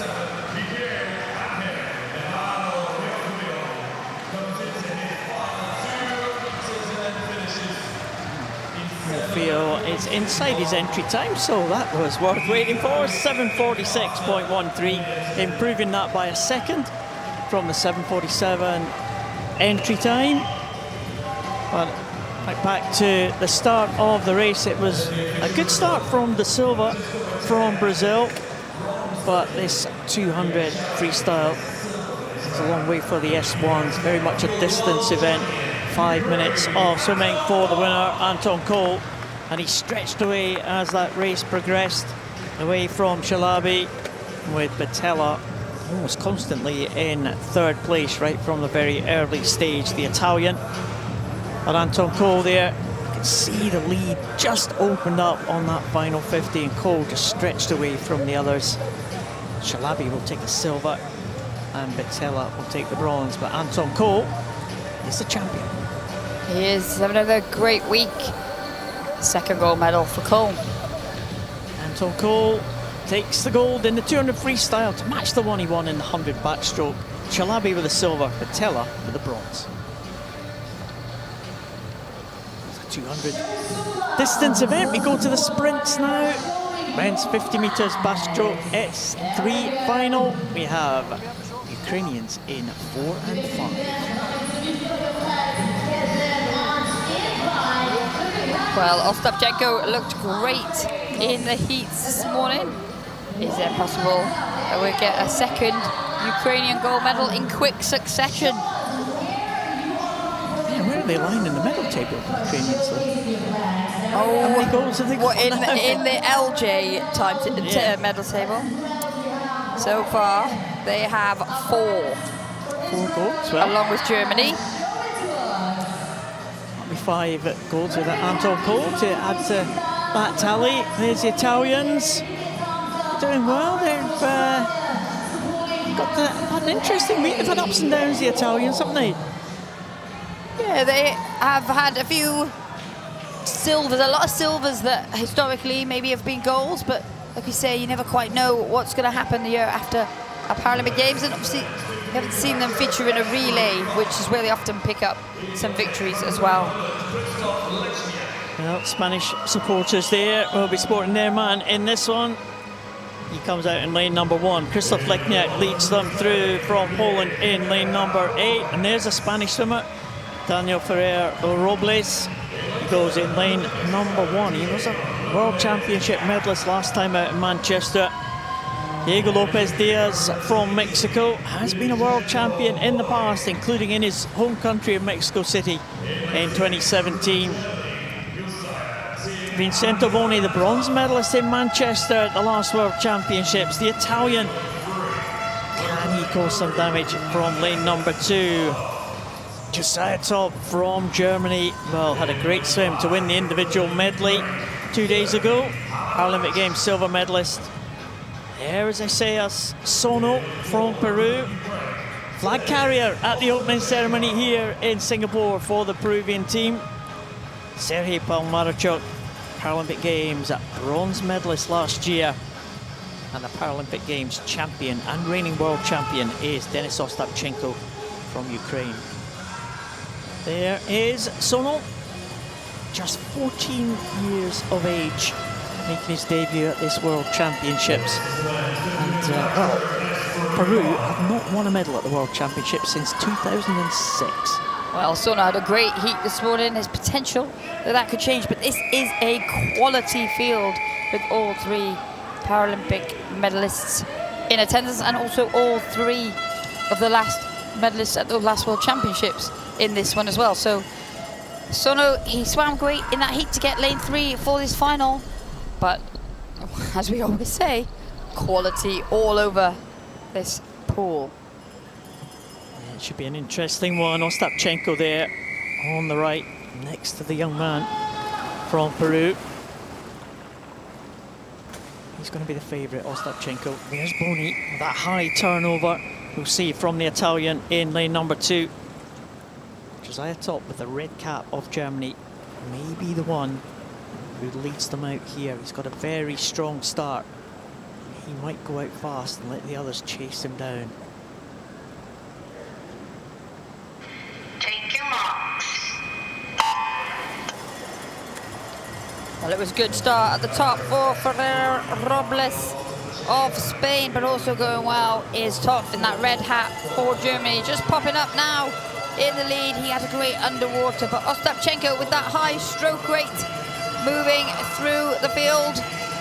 He was the only swimmer to go under the 50-second mark in the heats this morning, but Top started extremely well, and it will be a race of 2 halves as Ostapchenko starts to claw back the Germans' early lead. Yeah, and it is Top now, just been overtaken by Ostapchenko. Coming back, Palmarchuk, Ferrer Robles right at the top as well, just out of the medals, I think. But it is Ostapchenko into the wall. He's going to get ahead of Top. He's going to get into the wall first to retain his world title. It's going to be silver to the German. It's going to be bronze to Ukraine. Palmarchuk with Sono finishing fast, just out of the medals for Peru.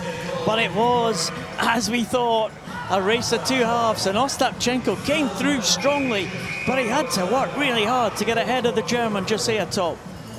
Yeah, there's a repeat there of that podium from Paris at the Paralympic Games last summer. There we can see the moment where Ostapchenko hits the front. These different athletes have different advantages at different points of the race. Top gets off to the better start, but when it comes into the wall, the stretch of Ostapchenko is what gets him in for the victory. Took sub 50 seconds to get onto that podium as those results get confirmed. Denis Ostapchenko takes the world title again. He retains his title from Manchester. Josiah Top, great swim to win the silver medal for Germany, and the bronze to Palmarchuk of Ukraine.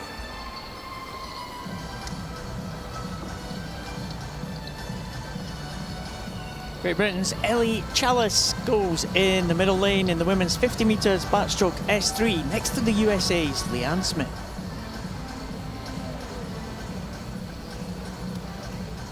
Oh, great swim from the guys there in that S3.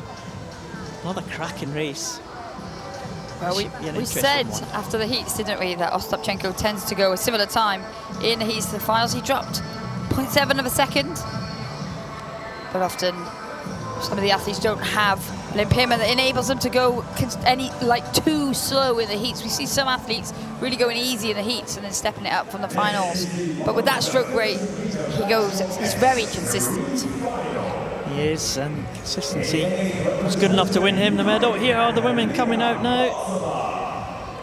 Alena Maltseva, the 21-year-old from Ukraine. And she keeps the Ukrainian run going. Sonia Sigurdardottir is coming out now into lane number 1 in her 8th World Championship. Sonia, she goes for Iceland in lane number 1. Maria Pereiro Barreta from Brazil. Brazilian goes out there in lane number 7. Dominica Mecanati from Italy. She will go in lane number 2, the Paralympic Games 4th place finisher. Zoya Shirova, silver medalist at the European Championships, neutral para athlete, goes in lane number 6. Marta Fernandez Infante, Paralympic Games bronze medalist, goes in lane number 3 for Spain. Big support in the crowd for Spain tonight. Leanne Smith from the USA, world champion back in 2022. Leanne Smith will go in lane number 5, and Ellie Chalice from Great Britain, Paralympic and world champion, go in lane number 4. Already 2 medals to her name this week. Silver in the breaststroke, bronze in the individual medley. And Chalice looking to complete the set tonight in this backstroke. All the medalists from the Paralympic Games are here. Chalice took the gold, Shirova took the silver, and Fernandez Infante took the bronze, and add Leanne Smith to the mix, and it's a quality field.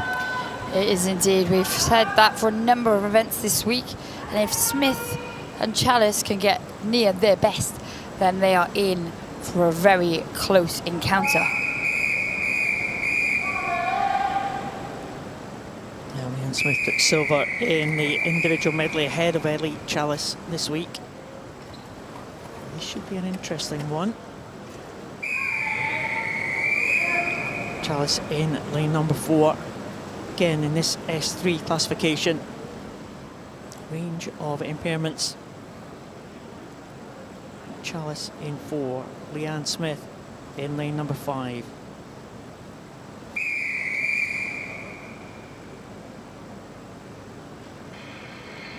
Take your marks. Relax. Oh, relax. And something's not right with the start. One not set. Ellie Chalice looks around, asking what's happening. Reset herself. Experienced field here. Marks. Here we go. Women's 50 backstroke S3 final is underway. Ellie Chalice from Great Britain in lane number 4, but the best start probably in lane number 3, Marta Fernandez Infante from Spain. Yeah, an excellent start there from Fernandez Infante, but it's the high stroke rate of Ellie Chalice in that centre lane that everyone will be watching for. Fernandez Infante with that double arm backstroke, she's very strong indeed. Leanne Smith, the single arm backstroke goes through the 25-metre mark, but it is Chalice that heads the field as they go into the final 15 metres. It's still all to play for the medals. And Ellie Chalice now stretching away from Fernandez Infante. Leanne Smith still very much in the mix here at the end, but Chalice now stretching now into the last 5. Smith is right there, but she's not going to catch Chalice. It's going to be gold for Ellie Chalice of Great Britain. It's gold. She retains her world title. Ellie Chalice takes it just ahead of Leanne Smith, and Marta Fernandez Infante will get the bronze for Spain. Well, as we just watch now, coming in at the top of the pool, Sigurdardottir, and down the bottom, Maltseva to round that one out. You can see how happy Chalice and Smith are. That's the quickest that either of them have been for a while. That's right where Chalice wanted to be. Paris last year, she was 53.56, her fastest time of the year, and she was pushed all the way. She knew she was going to be challenged, and look at that high stroke rate driving her through. Well, that's a trademark of Ellie Chalice, isn't it? That really high stroke rate, the high turnover there, straight into the wall, no let up. And she hits the wall perfectly. And there is the gold and silver medalist. Ellie Chalice of Great Britain is the world champion. Look at the smile on the face of Ellie Chalice. There's some of the GB supporters there. Waiting for Grace Harvey to come in. That's her mum and her sister there on the front of the screen. Grace Harvey, one of Great Britain's Paralympic medalists, gold medalist from last year, the Great Paralympic Games, the GB team. Ellie Chalice takes the world title in the women's 50 metres backstroke S3 ahead of the USA's Leanne Smith and Spain's Marta Fernandez Infante.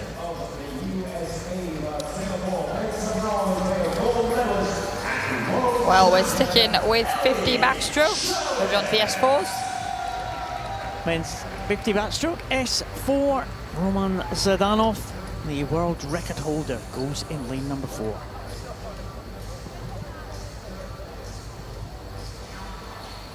This is the men's 50-meter backstroke S4 final. The S4 swimmers led out by Ukrainian Dmytro Vinohradets, 17 times a world champion. Over the past few years, he has been a fixture in world finals, and another world final for the experienced Ukrainian. 19-year-old Dimitri Grandjou from France will take the start in lane number 1. Andreas Ehrenhofer, the Austrian, another final this week for the Austrian. First final of the week, first event of the week for Mats Topkin of Estonia, a European bronze medalist last year. Can he get in the medals from lane number 2? Already on the medal podium this week is Angel Camacho Ramirez, the Paralympic Games silver medalist from Mexico. Andros Petricek, former world record holder and Paralympic champion back in Rio in 2016. Cameron Leslie from New Zealand is the reigning champion in this event. He won that in 2023 championships in Manchester. And the world record holder, already a world record breaker this week, is Roman Zdanov. He goes in the middle lane. Double Paralympic champion, Roman Zdanov, from Tokyo and from Paris. And really made his entrance to the world stage back in 2015 when he took the world title in this event, Roman Zdanov. He set the world record in the Tokyo Paralympic Games, but Cameron Leslie was the man who took the title in Manchester 2 years ago. He'd love to retain that title, the New Zealander. Yeah, and Leslie turned his attention to the sprint events for these championships. But Zdanov looked in emphatic form in the backstroke of the individual medley yesterday.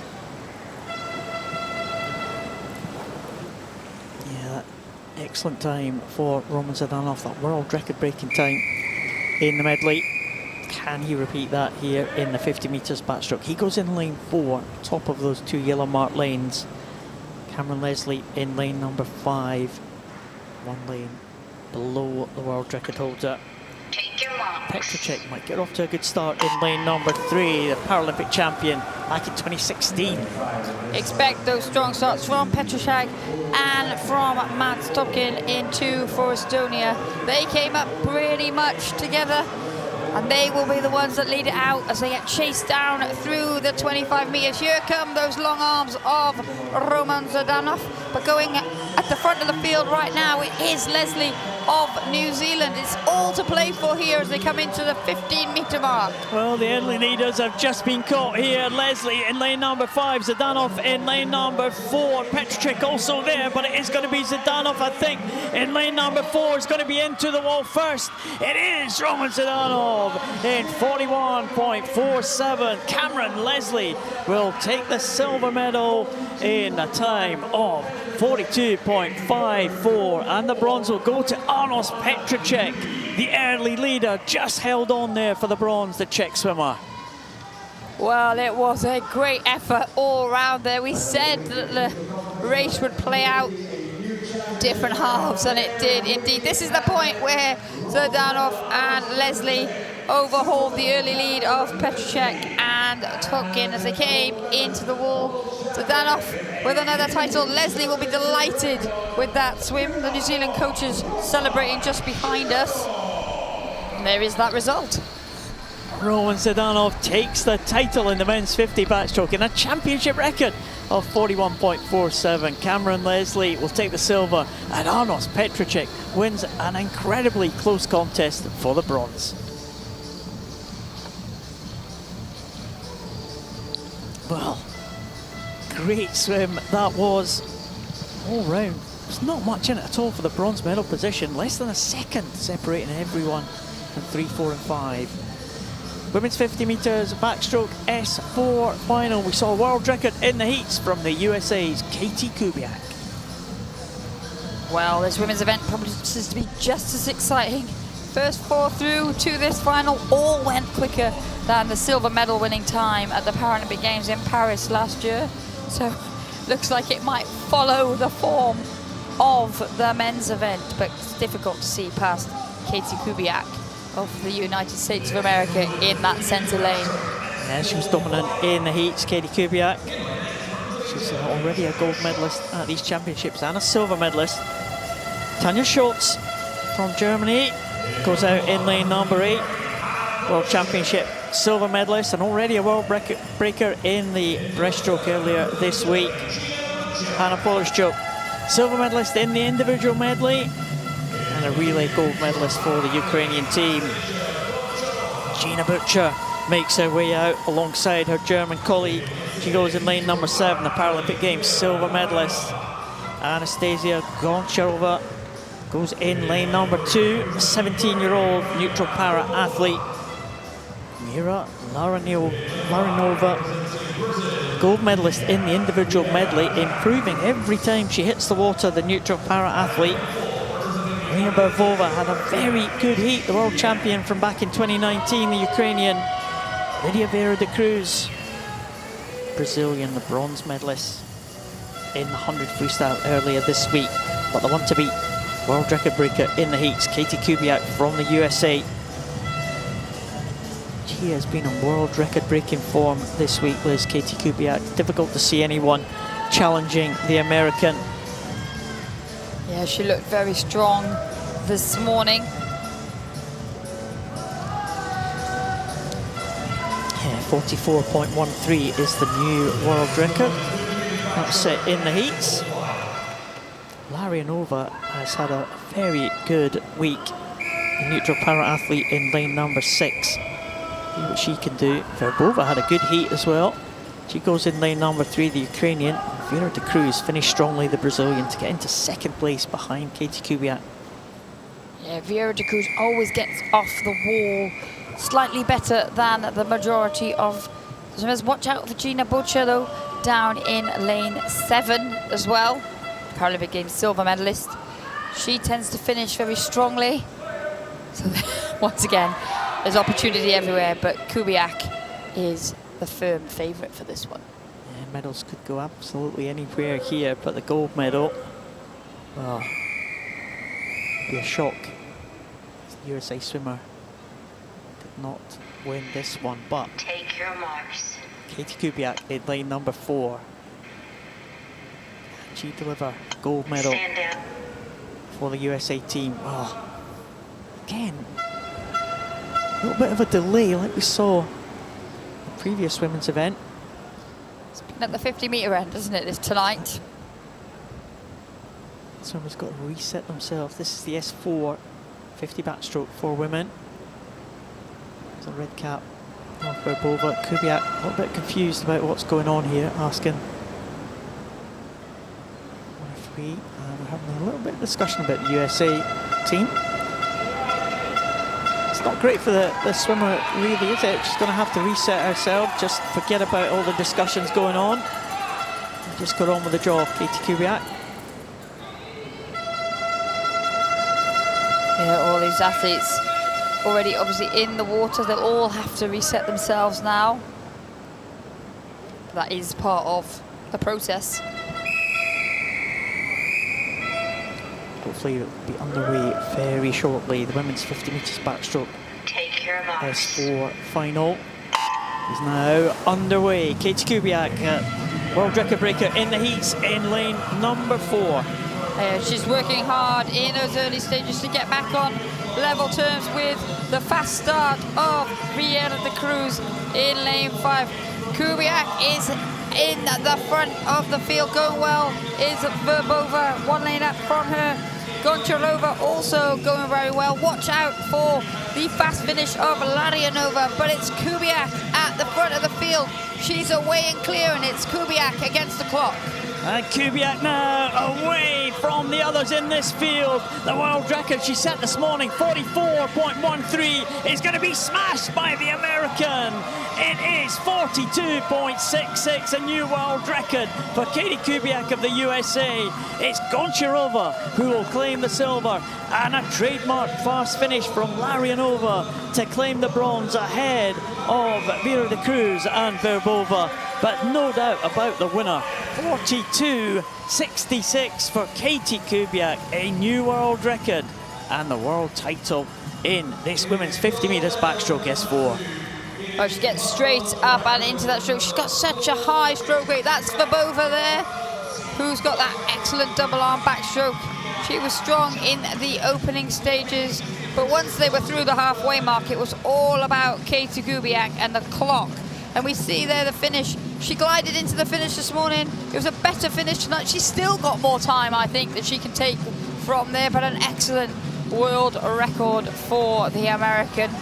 She's having a fantastic start to her global campaign here in Singapore. Katie Kubiak from the USA takes the women's 50 metres backstroke S4 in a world record time ahead of Anastasia Goncharova and Lydia Vieira de Cruz in the bronze medal position. All those results must have been just changed there, Liz, because definitely came out with Larionova in the bronze medal position, but sometimes these timings get adjusted if the swimmers don't hit the pads hard enough. There is a backup time, and in the lower classification group, sometimes you don't have enough force when you hit the time pad, so that is what the backup's for, and then they do get updated. And Vieira de Cruz does have a weakness in her arms, so it is possible that she just stroked the time pad rather than came into it hard. To the naked eye, 9/100ths. Exactly. We rely on the electronics, don't we? Absolutely. That is not my job. So, medal ceremonies coming up right now for the events we've seen previously, but well, what a set of finals that was. Another world record to add to the list, Liz. Whoosh. 2 world records already tonight as the lights go down and the medal ceremonies begin. This is the victory ceremony for the men's 400-meter freestyle S6.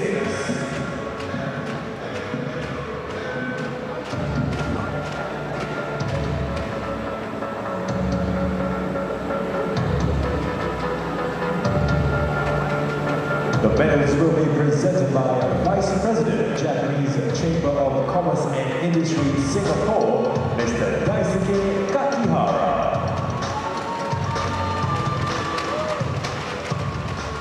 Bronze medalist, neutral para-athlete, Andrei Granichka.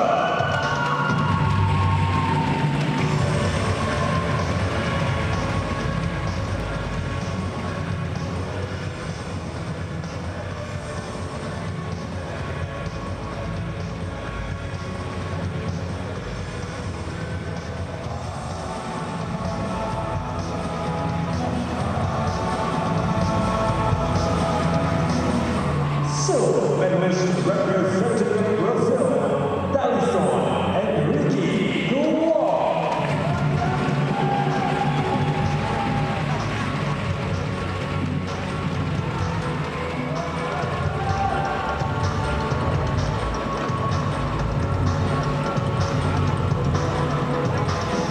Gold medalist and world champion representing Italy, Antonio Fantini.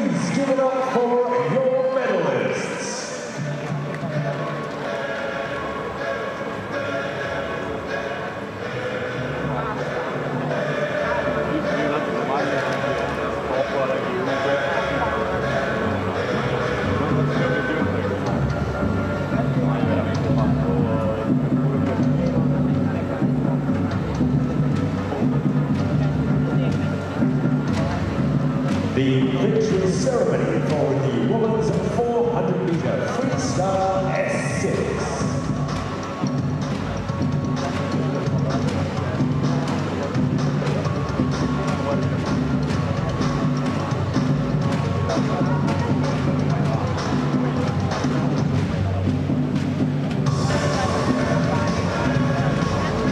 Bronze medalist representing the People's Republic of China, 2Z.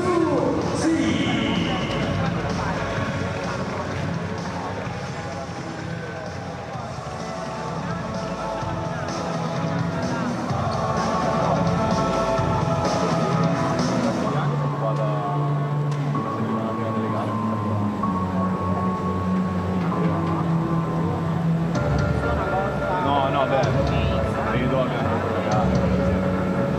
Beh, gli australiani erano thailandesi.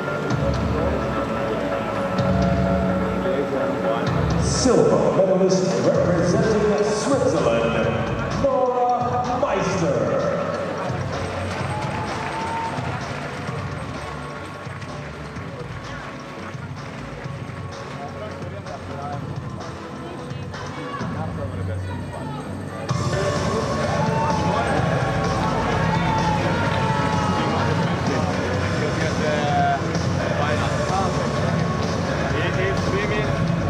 Gold medalist and world champion representing the People's Republic of China, Jiang Yi.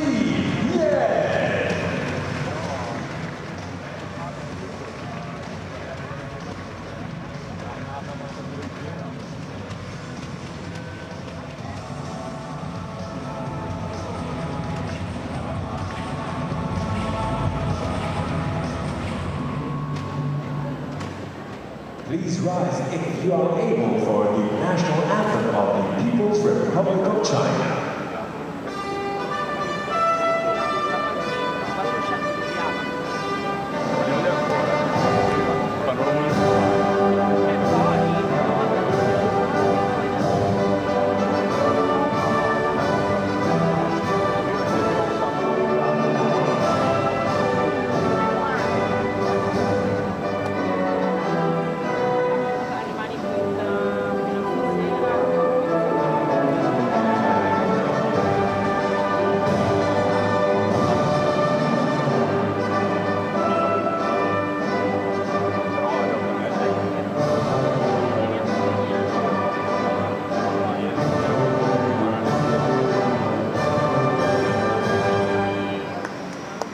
Please give it up for your medalists.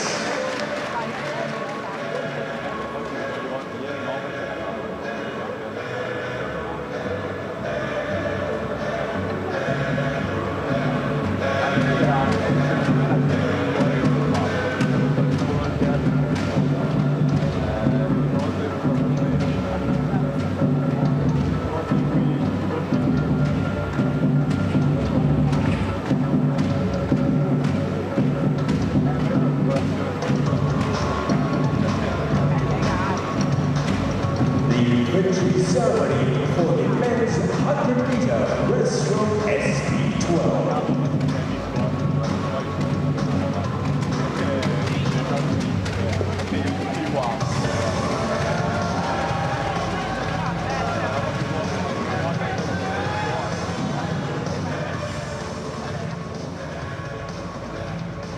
Bronze medalist representing Ukraine, Alexei Fadina.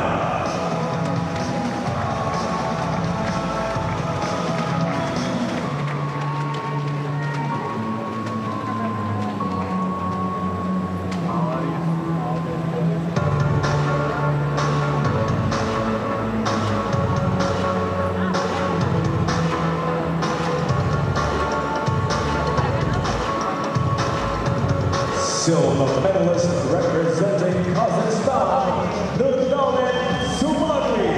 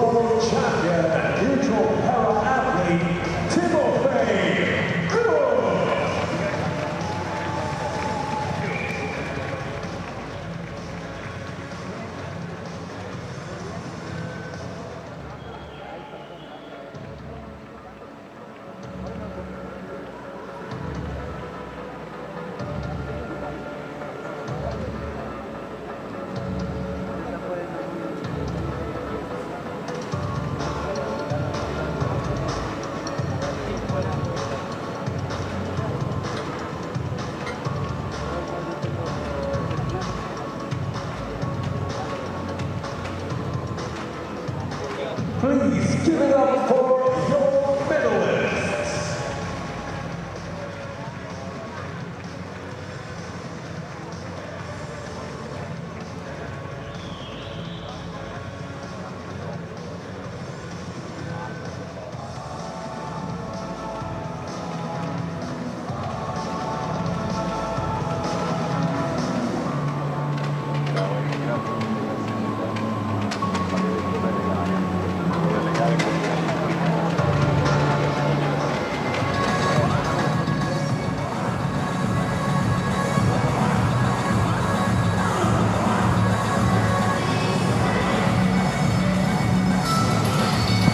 Back to the swimming action and back to the another set of 200 freestyles. Men and women. Men's 200 freestyle S2 final.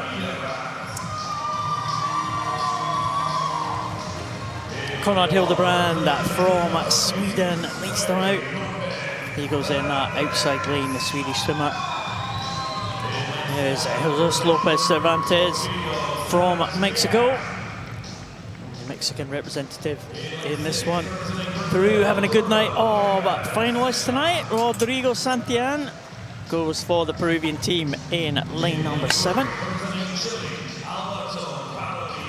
There's Bruno de Beca Silva going in lane number 6 for Brazil. Brazilian just in 4th position in terms of qualification. Alberto Abarca, the Paralympic Games bronze medalist from Chile. There is Vladimir Danilenko, Paralympic Games silver medalist. And there is a Paralympic champion from Brazil, Gabriel dos Santos Araujo.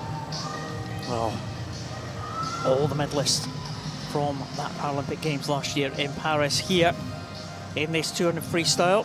Dos Santos Araujo has dominated this event in recent years. 2 Paralympic titles, 2 world titles for the Brazilian. Abarca has been multi-medalist, a medalist at the last 3 World Championships. 2 silvers and a bronze for the Chilean. Lopez Cervantes will be in the outside lane over there in lane number 1. There's no one in 2. So we had a late withdrawal for the swimmer in lane number 2. So Lopez Cervantes will have clear water between him and the others. 4 lengths of the pool on this S2 200 freestyle.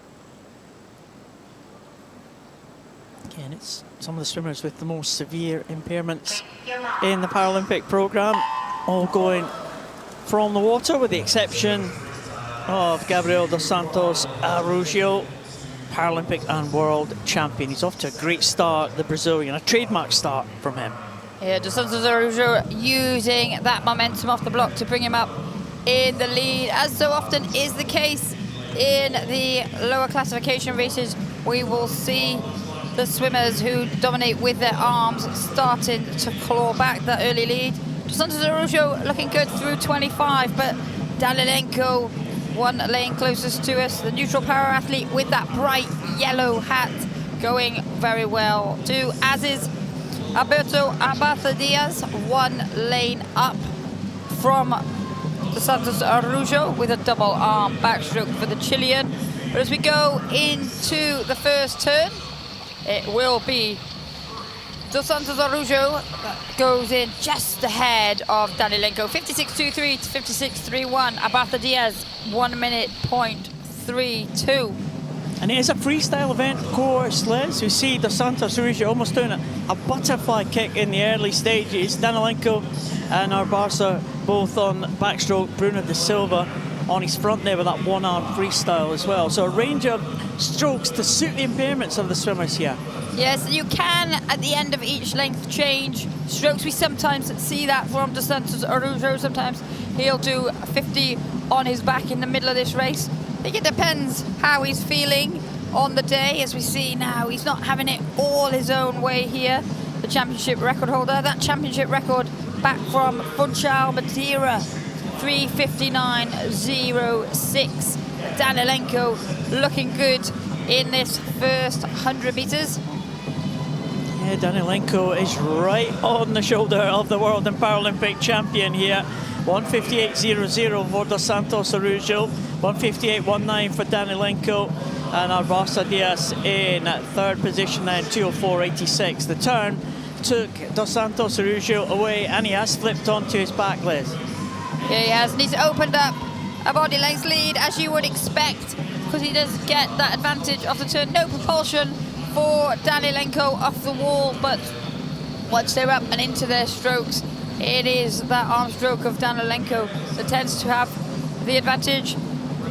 Dos Santos Araujo now out in front, maintaining that lead off the wall. Arbasa for Chile is clear away in the bronze medal position from Bruno Becker da Silva, the second Brazilian in this one, as they go down the third 50. But we focus our attentions on this final turn, as Dos Santos Araujo will come in the lead still. 2:58.96 for him. Danilenko 2.69 seconds back, 3:01.65. And it will be Arbasa Diaz that turns onto the final 50 in the bronze medal position. And Dos Santos Araujo now has gone clear of Danilenko. It was that turn that really took him clear of the neutral para-athlete, who's in second position. Danilenko's got a lot of work to do if he's going to get back on terms with the Brazilian. Dos Santos Araujo back on his front now, doing that butterfly stroke, and he looks like he's on his way to take another world title. He won the title in 2022, he won the title in 2023, and he looks like he is going to do the treble here in this 200 freestyle. Danilenko pushed him in the early stages, but this final 50 has taken the Brazilian clear, and he is going to touch the wall in first position to take gold for Brazil in that time of 3:58.45. Well, anything under the 4-minute mark is an excellent swim. Danilenko will be in 4:07.30 for Danilenko. He'd be pleased with that time, I'm sure. And Arbasa will get Chile on the medal table, 4:16.61 for Alberto Arbasa. Another good swim from the Chilean. Becker da Silva from Brazil will come in now in a time of, what's that, 4:27.49, just outside his entry time. As the final swimmers come in these outside lanes, Santillan coming in for Peru in 4:41.50. And the final couple of swimmers in the outside lanes as well, still to complete the distance. There's Lopez Cervantes from Mexico. His entry time was just on the 5-minute mark. We'll see how he can measure it against that time. I think he might just be outside the 5 minutes as he comes into the last 5 meters here. Lopez Cervantes have one final push to the wall in this S2 event. 5:18.17. Final swimmer to complete the distance will be Conrad Hildebrand of Sweden. Comes into last 10 meters or so. Swedish swimmer again has been a regular for the Swedish team at the major championships in recent years. He was a national swimmer prior to his accident. He's been his second World Championships. He was at the Paralympic Games last year. And Conrad Hildebrand, 5:29 was the entry time, 5:53 for the Swede. But there's a celebration. Dos Santos Araujo. Well, he was pushed in the early stages, wasn't he? Danilenko caused the Brazilian a little bit of an issue in the early stages. Yes, Danilenko was a lot closer than Araujo just would have expected at the 100-meter turn, but it was really that third 50 where he turned onto his back where he started to move away, and then that final 50 meters opened up the space to get under that old championship record of his. It's got to be close to the lifetime best of Danilenko to push the Dos Santos Araujo. That was an excellent 4:07.30, and that's why he was so close. Yeah, Danilenko looked really, really good in that 100 meters, and it wasn't, he didn't do anything wrong. It was just that Dos Santos Araujo moved away, found another gear in the latter stages of the race. He is the man who's dominated the event. He was the quality of this S2 200 freestyle, and he's lived up to that expectation with another world title. Gabriel dos Santos Araujo takes the title under the 4-minute mark, a championship record for the Brazilian, ahead of Danilenko and Arbarza. Well, both athletes there ahead of the times that they went in Paris to take gold and silver, as was Arbarza. So that event really has moved on in the 12 months since we were in France. Again, quality of these events here in Singapore is very, very good. Some events better than they were in the Paralympic Games, as the athletes have, well, some of the athletes have half an eye already on LA in 2028. Some do, some are building in slowly. I think that year after the Games is always an interesting one. There's a lineup for the women's 200 freestyle S2 final. 2 Mexicans, 2 Italians, 2 from Turkey, and 1 Spanish in this final.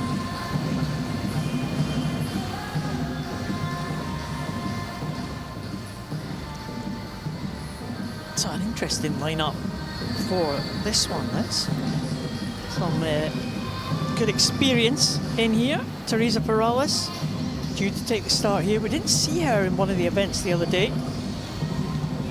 No, so we will wait to see. There was no heat for this morning, so this is the entry list. These athletes will be seeded on the time that they entered the competition on to start with, so we will wait to see if Perales does take to the start. We shall see, let's hope so. Teresa Perales first went to the World Championships back in 1998, so she's had 7 World Championships so far. This is her 8th, and that's a great entrance onto the pool side for Elif Ildem, the S1 swimmer swimming up against the S2s. The other Turkey swimmer, Ebrar Bilge, in the 15-year-olds. 2 Mexicans, the first of them, Heidi Chavez Perez, Paralympic Games silver medalist. And there is Angela Procida, the reigning champion in this one. The last time the event was held was in 2022. It was won by Angela Procida, and second place on that 2022 World Championships was Fabiola Ramirez Martinez. There is Teresa Perales. Good to see her back on the start line. 22 World Championship medals in her long career. And the world record holder in this event is Ariola Trimi of Italy, and she will go in the centre in lane number 4. Oh, 2 Mexicans, 2 from Turkey, including 15-year-old Ebrar Bilge in that outside lane. Again, Ariola Trimi and Teresa Perales. Great experience there in the centre lanes. The 2 Mexicans as well have been to multiple World Championships. Fabiola Ramirez Martinez, again another one who started his career a long time ago, 2006 World Championships in South Africa. And Angela Procida from Italy, the reigning champion, making her way into lane number 6. Yeah, we see some swimmers entering from the side. Looks like it is the 2 Italians. They will occupy lanes 4 and 6. Trimi broke that world record back in July. Interestingly, Trimi and Perales occupy the 2 fastest lanes. Both moved into this classification group, experienced a huge amount of success in the higher classification groups, but now their impairments find them in the S2 category, so now they'll swim similarly with the single arm backstroke stroke. Take your marks. Here's a 200 freestyle S2. 1 S1 swimmer in this one, and that's right at the top, Elif Ildem, but she will be swimming for the same set of medals as the others. And there are the two Mexicans side by side. Very, very similar impairments, very similar strokes, Chavez Perez and Ramirez Martinez. But as you said, Liz, the two swimmers who have moved into this classification, Teresa Perales and Ariola Trimmy, in very, very similar one-arm strokes. And they have come down the classification. Teresa Perales, of course, had that accident. She was an S5 swimmer, but the accident has caused her to lose function on one side of her body. So she's only got the use of that one arm. And Ariola Trimmy as well, with that progressive condition, she's come down into this classification as well. So very, very similar stories, because they were both fantastic athletes in their own classifications previously. Yeah, they've got that one side, they're literally mirroring each other as they do the one arm stroke just on their sides as they go. You're saying Teresa Perales, she set a championship record on that first 50 there of the 200, so that must be a 50 championship record for Teresa Perales in the S2 class. Yeah, I never know like how it comes up on the scoreboard, and I never know quite if they're going to get ratified or not, but she had an excellent start out of the blocks, strong. Trimmy, we saw her earlier in the week in the backstroke. She finished strongly. At the moment now, they are swimming back to back. We saw them go down the first 50, basically looking each other in the eyes, which was what happened on the third 50 after they reached the halfway turn. It was an excellent start from Perales. As I said at the start of the race, it's Trimmy that holds the world record at the moment. She set that in Naples at the beginning of July this year. Still coming up, championship record times for Perales, 2:02.84. Trimmy, 2:07.05. They are away and clear. We can see the next swimmers, Ramirez Martinez and Chavez Perez, going into the red zone as the Italian and the Spaniard make their way down the second 100 meters. So much experience occupying these two yellow lanes at the moment. And they've had to really change the way they swim since coming into the classification. Both were such great technicians in their previous classifications, but they're swimming completely different strokes now. So they've had to adapt and almost retrain their brains to get the most out of their bodies. And you can see Trimmy is closing the gap. Well, it looks like it to the naked eye. We will check the scoreboard at this final turn, but very similar strokes. Perales just coming under the flags. She'll hit the turn first, that final turn, and then it will be whether she can hold on or whether Trimmy can up the pace. So it's gone down that gap by about a second. Perales 3:13.91, 3:16.47 for the Italian. So all to play for. Like I said, they're not facing each other on this final length, so it'll be tense for spectators. And Trimmy just up in the stroke rate very slightly there as she came onto that final 50. There is Perales. She still has the lead, but Trimmy now coming back very strongly indeed.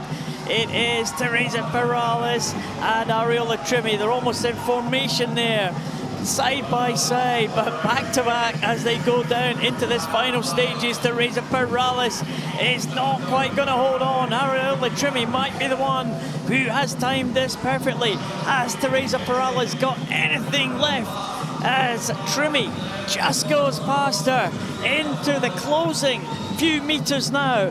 Ariola Trimmy under the flags for Italy, and she is going to be into the wall first. Teresa Perales is going to be second, but it's Trimmy into the wall, and let's check the time. 4:24.56. It's a new world record for Ariola Trimmy. Teresa Perales also inside the old world record mark in 4:27.18, but there is Trimmy. What a finish. That final 50 meters did the damage. She upped the stroke rate off the wall. And there's a battle for the bronze. It is Ramirez Martinez, I think, just ahead of her countrymate Chavez Perez. Fabiola Ramirez Martinez, silver medalist at the World Championships in 2022 in this event. And she is going to come home for a bronze medal performance. It is bronze now to Ramirez Martinez, just ahead of her teammate Chavez Perez. That could be a lifetime best for Ramirez Martinez, America's record for the Mexican. Angela Presida just hitting the wall now in 5:27.83. And the two Turkish swimmers have still got to complete the distance now. Ebrar Birz and Elif Ildem, the S1 swimmer, just going over that final turn there. In lane number 7, Ebrar Bilge just coming in for the Turkish team. They've had a good week, Liz, the Turkish team, haven't they? Picked up a few medals. Yeah, 2 gold medals for them, and then a few other medals along the way. We see it's a great example, Turkey, of a team that are really starting to build in numbers. And this experience is great for the 15-year-old. It's a good time as well, improvement on the entry time, so she'll be pleased with that one. Knocked about half a second off or so from the entry time. And there is Elif Ildem, the only S1 swimmer, so she has less function than the other swimmers in this event. Yeah, there was no S1 specific event, so then the opportunity is opened up to those athletes to swim up in the next available classification group, which is the S2. There is only one set of medals though, but you can race for time and for national records, regional records. We'll see how Ildem can do here. She had an entry time of 7:45, so some way behind the rest of the field. But she's using that double arm backstroke to good effect. I think she's the only S1 swimmer, I think, at these championships in the female events. We saw the men have their own separate event for the S1s, but the female event, Elif Ildem is the only swimmer in this one, and she comes into the finish now. Twice a Paralympian in Tokyo and in Paris, and it's her 5th World Championship. She started back in 2017, and she will hit the wall now in 7:34. Big improvement there on the entry time for Ildem, 11 seconds inside her posted time. But there is the champion, Ariola Trimmy. What a contest that was with Teresa Perales. Well, it's almost as if they've been swapping notes, isn't it, to perfect the perfect stroke with the function that they have, because they're so similar in the way that they swim, and as I said, so different to how they previously were able to swim, but very effective. And Perales led out that time. Trimmy brought it home. Both of the athletes going under the old world record by a significant margin, showing their experience, showing their tenacity as well, because it's not easy to drop so many classification groups in quick succession. And they were back-to-back there. I wonder if it would have been different if they were in different lanes in 4 and 5. They were eyeballing each other down that final length. But it was fantastic there for Ariola Trimmy. A great last 50 to take her ahead of Teresa Perales. The world record swim for Ariola Trimmy of Italy. She takes gold in the 200 freestyle S2 ahead of Teresa Perales, and Fabiola Ramirez Martinez gets bronze.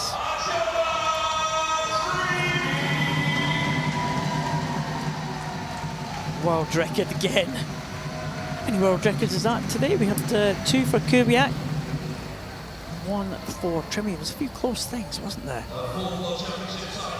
There was. I'm going to cheat. Men's 200 meters individual medley SM5 final. Anthony Ponce Bertrand goes next to Guo Jingchen from China in lane 3, the world record holder. As I said, I'm cheating, and the system tells us that there are 3 world records so far today. So we're on track for the 4 a day that we've been experiencing so far. Yeah, it's good, isn't it? Just shows the quality of this competition. There's been a few close things as well. We've seen a lot of swimmers returning Paris Paralympic champions. We saw their repeat of the Paris programs at podiums sometimes. So it's a real quality event this year after the Paralympic Games. Great to see. First swimmer to come out for the 200 IM, SM5, Aigo Tanaka of Japan. And there is Coral Kutlu. We talked about the Turkey team in that previous event. And here again, it's one of the young swimmers from Turkey. The first of the two Brazilians, a World Championship medalist in 2022, is Thiago de Oliveira Ferreira. Artem Olnik won silver in the 50 freestyle earlier this week. He goes for Ukraine in lane number 2. There's Samuel de Silva Oliveira, second Brazilian swimmer. He was a silver medalist in 2022. But there's the world record holder, Guo Jinchen from China. What a week he's having. 2 gold medals so far. The Chinese athlete Dmitry Cherniev, gold in the 100 meters breaststroke, SB4. Goes in lane number 5, the neutral para athlete. Fastest from the heats. Was a world champion from back in 2022. The silver medalist in 23, Anthony Ponce Bertran of Spain.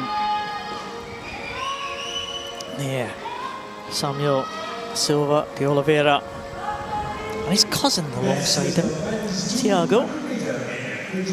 Those two were both part of that relay winning team, Brazilian team that won the medley relay.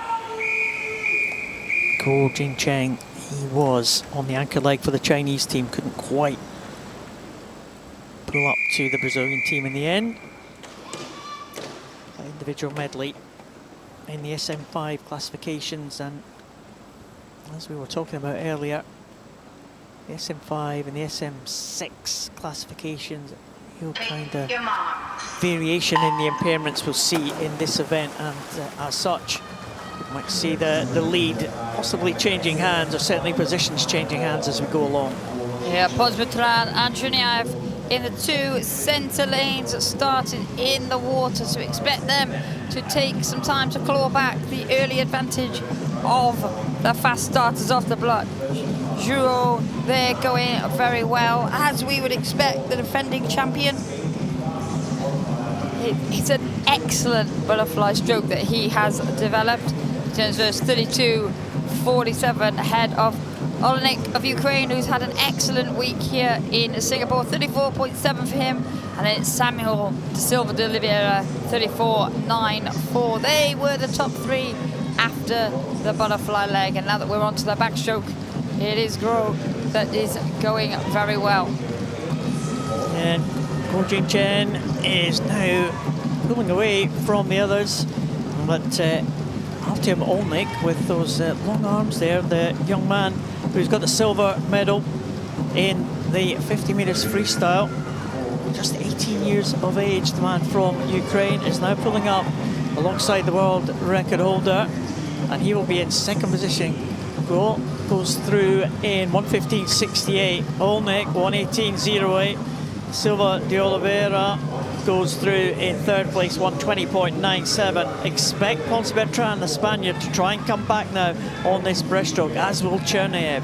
Well, it is Ponce Bertran and Cherniev in the centre lanes that have supreme breaststroke, and already Ponce Bertran has caught up with the Silva de Oliveira and Olnik and moved into that silver medal position. Here comes the silver hat of the neutral para athlete Dmitry Cherniev in the centre lane, but it is Guo that leads at the front of the field as they go into the final 50. 2:05.17 for the athlete from China. And Guo is now away and clear. He is a very, very strong freestyler, the world record holder in the 50 meters freestyle. He already took a gold medal in that event earlier this week, but he's going to be hurting on the final stages of this individual medley. And here comes Anthony Ponce Bertran from Spain in lane number 4. He is definitely pulling out the Spaniard, but Guo Jinchen is holding on. The lead is diminishing with every stroke of Anthony Ponce Bertran, but I don't think the Spaniard is going to get level with the Chinese swimmer. It is going to be the world record holder in to retain his world title. It's silver to Spain, and what a tussle for the bronze. It might be Dmitry Cherniev or Olnik into the wall together. It's Cherniev who gets it only by 0.2 of a second from Olnick, with Da Silva Oliveira just behind in third. The three came in together, but it was the top two coming in together. Ponce Bertrand picked up so much ground on that freestyle, and boy, Guo Jingchen worked hard to hold on to that lead. Yeah, Ponce Bertrand, always a threat on that second half of the race. He started to move through the field on the backstroke, but it was really the breaststroke where he cut to become into that silver medal position. Guo was away though, that butterfly set him up.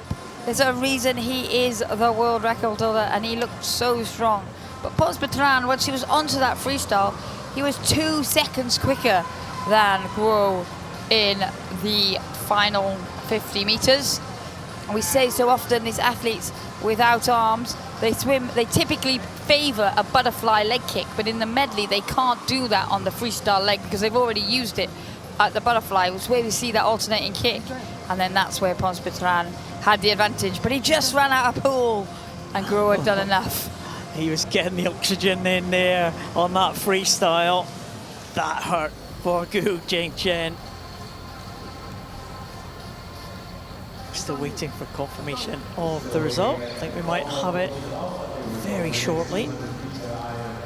It's a great contest again. I thought that Guo Jingchen had that under control, but Ponce Bertrand came back really, really strongly on that freestyle. What a tussle for the bronze as well between three swimmers. Dmitry Cherniev, who's down a couple of places at the halfway point, picked up to take the bronze. Still waiting for confirmation of this result, Liz. It's never a great sign when there's this much of a delay. No, and it is an individual medley, and there's a lot of different impairments, so there are a lot of different exceptions of stroke to be checked, but here are those results.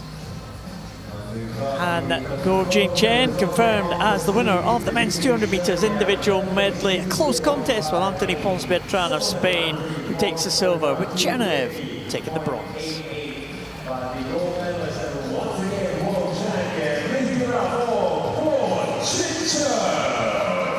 Well, medal ceremonies again.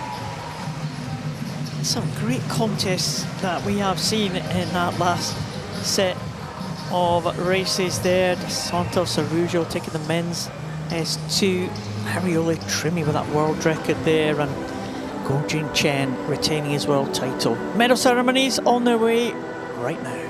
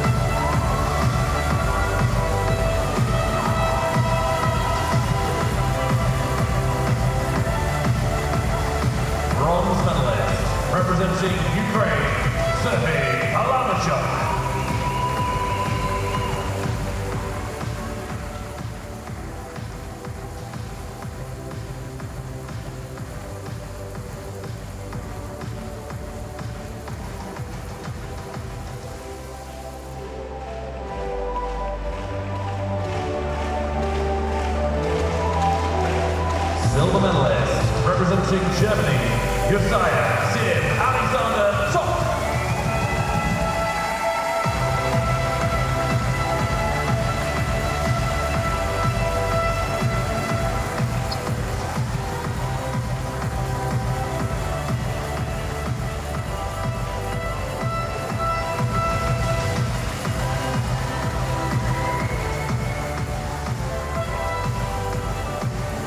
Gold medalist and world champion, representing Ukraine, Denis Ostapchenko.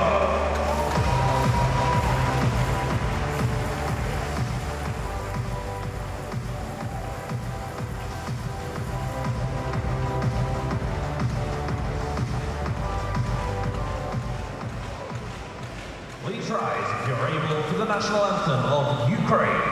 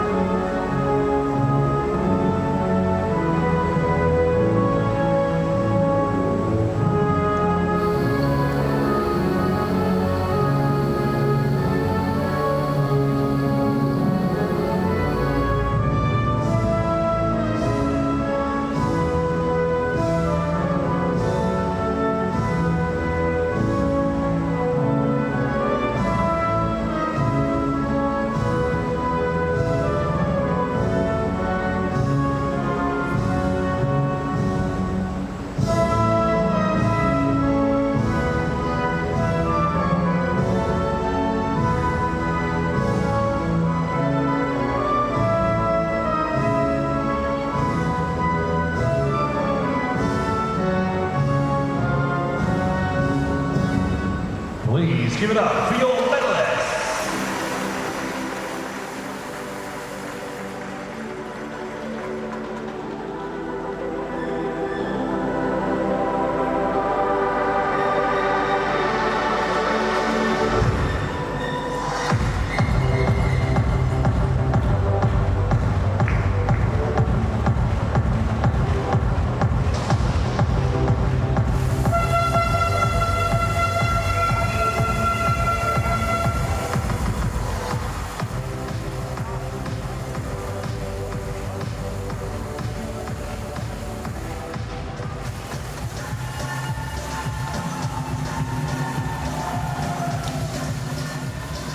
Lights coming up, Liz, and that means it's time for the next event. Women's 200 metres individual medley SM5 final. Hei Shingo, the Paralympic champion in the middle lane, is the firm favourite. Hei Shingo looked very good in the qualification heats. There's Natalie Longquist through Finnish swimmer who took a bronze medal in the 50 freestyle. Berta Garcia Grau from Spain goes in lane number 1. Maria from Japan goes out there in lane number 7. Turkey represented by Seville Ozturk goes in lane number 2. Two swimmers from Italy side by side. Giulia Guerretti in lane number 6. There's Alessandra Oliveira dos Santos, new breaststroke sensation from Brazil.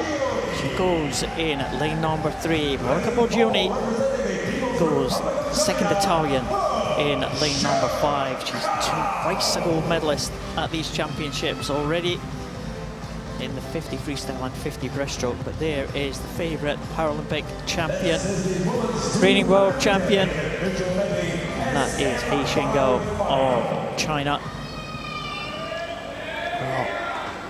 Mariyui from Japan, 22-year-old. She was made her debut at the Paralympic Games in Tokyo, in her home nation. The Italians hoping to get on to the medal podium. Alessandra Olivia dos Santos, the young Brazilian, had that sensational breaststroke swim earlier in the week to take gold in the SB4 event. But He Xingao from China will definitely be the one to beat. Take your marks.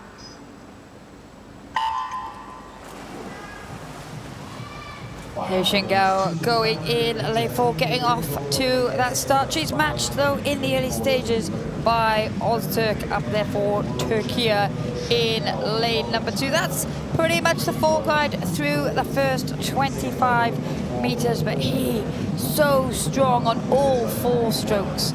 Watch the rest of the field as the positions change throughout the course of this 200 meters individual medley. But it will be exciting to see what he has in store in this one. Didn't have to go too hard in the heats this morning. As she turns in a time 42.38 ahead of Ozturk's 44.71. She's already won the title in butterfly, 50 butterfly, and also in the backstroke as well. And she's been the dominant force in this S5 classification. But Ozturk's also been on the medal podium as well, so she's having a good week for the Turkey team. As they come down towards the halfway, the leaders will come down towards the halfway. It's quite a big gap has opened up between Ozturk and He and the chasing pack. And the leading that chasing pack is Giulia Gueretti, who's just ahead of Monica Borgione. But the leader's coming down to the halfway point. He Xingao is going to have a big lead as she goes on to the breaststroke, goes over in 1:30.43. And the lead is, well, 6 seconds or so, 5.5 seconds. Ozturk 1:36.09. Well, Giulia Gueretti has had an excellent first 100 as well to turn in 3rd position at the halfway stage. She's got a strong breaststroke. Borgione, her compatriot, turning in 4th, has got an excellent second half of her individual medley as well. To expect her to go strongly. And we can see the Italians now starting their charge on the breaststroke. They'll look to overhaul Ozturk out there in lane 2. No one is going to catch He Xingao though at the front of this field. She looks impressive as she comes into the final 5 meters of this breaststroke leg, and she'll turn and head for home on the freestyle. 2:24.18 is the time for her. She is under that world record race, but as we talk so much, is freestyle often the telling sign for the athletes with no upper limbs, but she's looking strong here. Yeah, she certainly is, and well, we'll just keep an eye on that clock. But the world record stood since London in 2012. Natalie Zahani, and she was a very, very strong freestyler. It's a good contest behind He Xingao for the silver. Just been won at the moment by Monica Borgione as they stand. Gueretti and Olivia De Santos fighting it out for that silver and bronze position here. But here comes the leader, He Xingao. There is no one else in the shot. We'll keep an eye on the clock. The record has just slipped by again. It survives another day, but it's going to be another world title for He Xingao as she heads into the wall there in 3:19.66. A dominant performance from her. Borgione, it will be in 2nd position. What a contest for 3rd coming up now. Borgione is into the wall, and is it going to be Gueretti or is it going to be Olivia De Santos? It might be Gueretti, possibly, and she just stretches in. It's silver and bronze for Italy, but the gold for China, He Xingao. And that again was a dominant performance. We saw it in the heats there. She didn't have to work too hard in the heats, but in the final she put everything into that, and that's a sensational time. Yes, she was incredible in that opening 150 meters, as we just see now coming in. Garcia Grau at the top of the picture for Spain. As we said, so often it is that freestyle leg where the athletes with no upper limbs tend to do butterfly as a preferred choice in the individual races on that. They can't do that in the individual medley because the rule is that you can't perform a stroke on the freestyle that you've done on any of the other legs. And obviously that she started off with that butterfly we just saw there in the turn. but she'd already opened up such a significant advantage that it really didn't matter, and it was he against the clock. And that's a decent turn as well. She went on to the breaststroke. She's going to touch the wall with the head there. There's just no quarter given there, isn't she? Really not losing any pace at all as she comes into that wall. Thank goodness for the timing pads on that wall. But there she comes, the kick, very strong. And she's head down for the finish. He Shengao is the champion again. He Shengao retains her world title in this 200 IM SM5. It's silver and bronze to Italy, Boccioni and Gueretti. Gueretti just winning that close contest, didn't she? You could see she was delighted. She lost out on that gold medal to Oliveira dos Santos. An excellent swim to the world record on day one, but not today. A men's 100 backstroke S7 final sees the world record holder Andrei Trusov in line 4.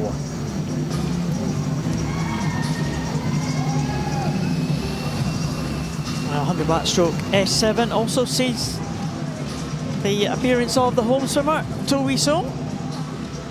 We spoke about him in the heats. Another final for Singaporeans. Be a big welcome for To Wee Sung when he comes out here. But first of all, Wang Chao-Kwan, the Asian bronze medalist. Here's the home favourite coming out now in lane number 1. He'll be on the crowd side. To Wee Sung experiencing this final in this arena, this OCBC arena here in his host nation of Singapore. Yuri Semyonovs coming out in lane number 7 for Latvia. Sardar Material from Uzbekistan. Having a good night. 17-year-old goes in lane number 2. Federico Vincelli, the Italian, trying to get on the medal podium again. He's a bronze medalist at the Paralympic Games last year. Christian Sari from South Africa, silver medalist in the individual medley. Can he add another medal here in this 100 backstroke? Ganyuk, the neutral para athlete, bronze medalist in the 400 earlier in the week. And there's Andrei Trusov. First time we've seen him at these championships. He normally has a big program, but the 100 backstroke, very much a focus for him. He's the gold medalist at the last 2 World Championships. Andrei Trusov is the world record holder, and he was the Paralympic champion back in Tokyo in 2021.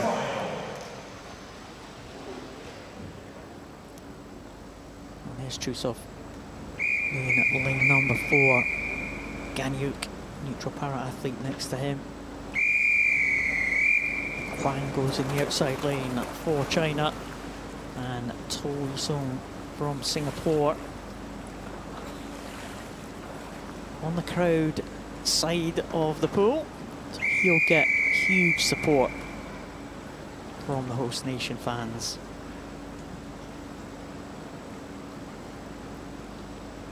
Take your marks. Well, nobody gave too much away in the heats this morning. A great start from Sunny of South Africa in lane 3, maximising his advantage off that block and using that underwater. He leads through the 25 metres, but already the long arms of defending world champion Trusov coming through level with him as they approach the turn. 2 lanes down from them, Ganyuk and Vincelli are having their own private battle. As we go into the turn, it will be Trusov that leads, 34.10 to 34.67 for Ganyuk. Sadi, 34.80. And Sari used that turn there, the strong legs that he has to bring himself back into second position. Don't think he's going to catch Trusov though. Trusov in lane number 4. Sadi is going to be in second place as it stands. And again, it's Ganyuk and Bicelli battling it out for the bronze. Bicelli coming back strongly, but here comes Trusov into the wall now. It's going to be 3 world titles in this event in a row for Andrei Trusov of Ukraine. It will be silver to Bicelli, and Sadi just in for the bronze medal ahead of Ganyuk. And a great swim from the host nation swimmer. To Song gets himself into 5th position, 1:17.50 for the Singaporean. Well, that was a great swim from lane 1 to delight the home crowd. Trusov worked really hard for that one. 1:09.6, the only swimmer to go under the 1:10 marker. He was well clear of the rest of the field. You could see just how hard he was fighting down the final stages. For him today, it was about the win, not about the time. Federico Bicelli had an excellent second 50 to move up 2 places through the field and claim that silver for Italy.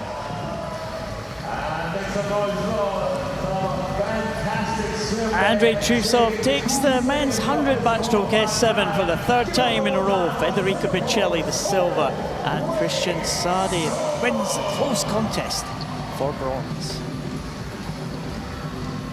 Christian Sadi held on well there, didn't he? Used the start on the turns to his advantage as he had to. Yeah, he so often starts like that and then gets caught, doesn't he? But not today. Women's 100 backstroke in the S7 class. Danielle Doris from Canada takes her place in lane number 4. Well, Danielle Doris subject to disqualification earlier today, Liz. Yeah, the heats with that protest was won. It was the disqualification overturned, and now we see her in that lane as fastest qualifier for this one. Good news for the defending champion. Yeah, she won that title in 2023. World record is held by Julia Gaffney, who also goes in this event, in this final. And Morgatreva, neutral para athlete, coming out in lane number 1. 15-year-old Bergqvist from Sweden. Another young swimmer, just 16 years of age, going in the outside lane.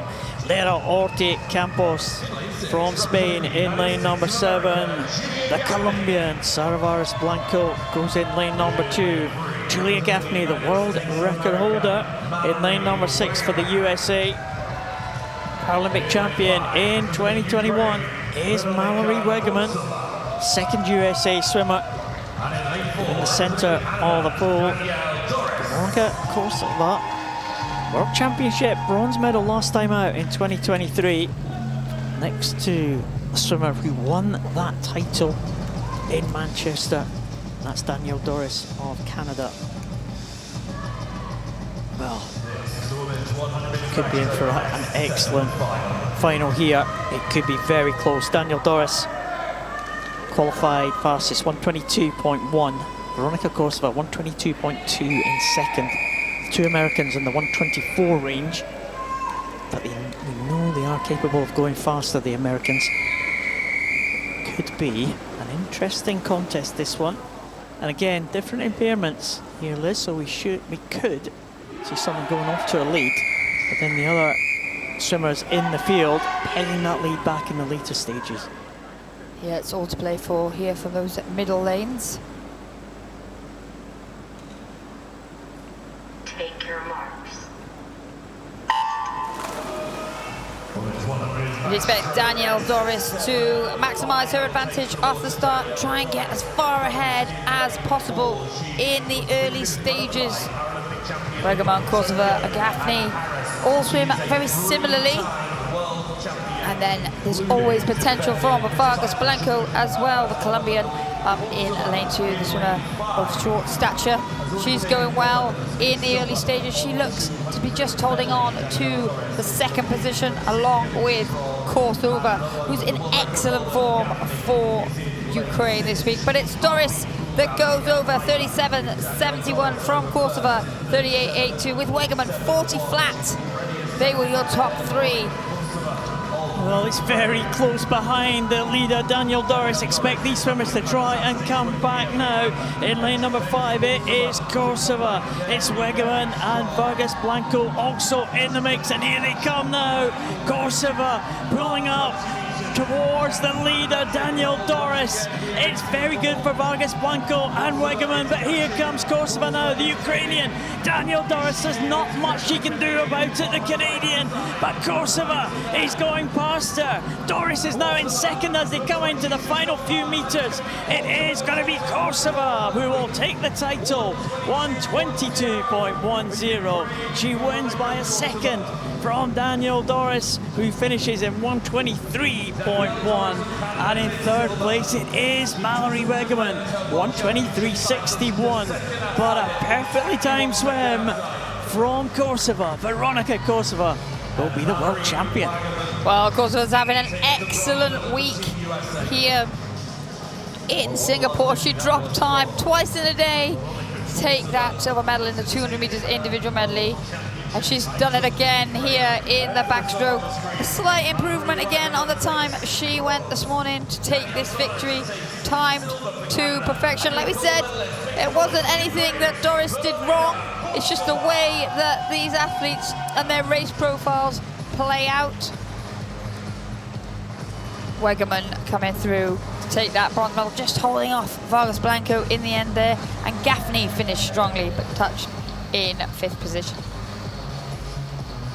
Veronika Korsava is the world champion. The Ukrainian takes the title ahead of Daniel Doris, with Wegerman in the bronze medal position. That was close. At the end, really good finish there for Korsava. Take it past Doris. We knew it would play out like that. Men's 100 freestyle S9 final. The world record holder, Simone Barlam, goes in lane 4. 2 French swimmers in this one alongside the world record holder.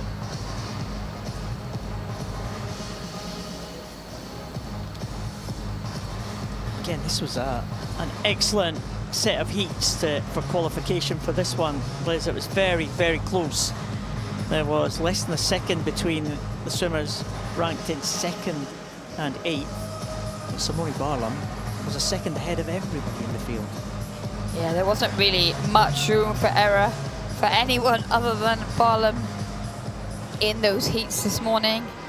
But he looked comfortable and he will be difficult to beat tonight. Dmytro Vasilenko leads them out. He goes in at lane number 8. Finalist at the Paralympic Games last year, Vasilenko. Tommaso Vilsa from Italy, 18-year-old, goes in lane number 1. Another 18-year-old across the other side of the pool, Oliver Krzyzanowski. He goes in lane number 7. Dan Moskavoy, bronze medalist at the World Championships, Moskavoy in 2019. Hugo Didier, silver medalist at the last 2 World Championships behind Barlam. They're shouting out, gold medalist in the Paralympic Games in 100 backstroke.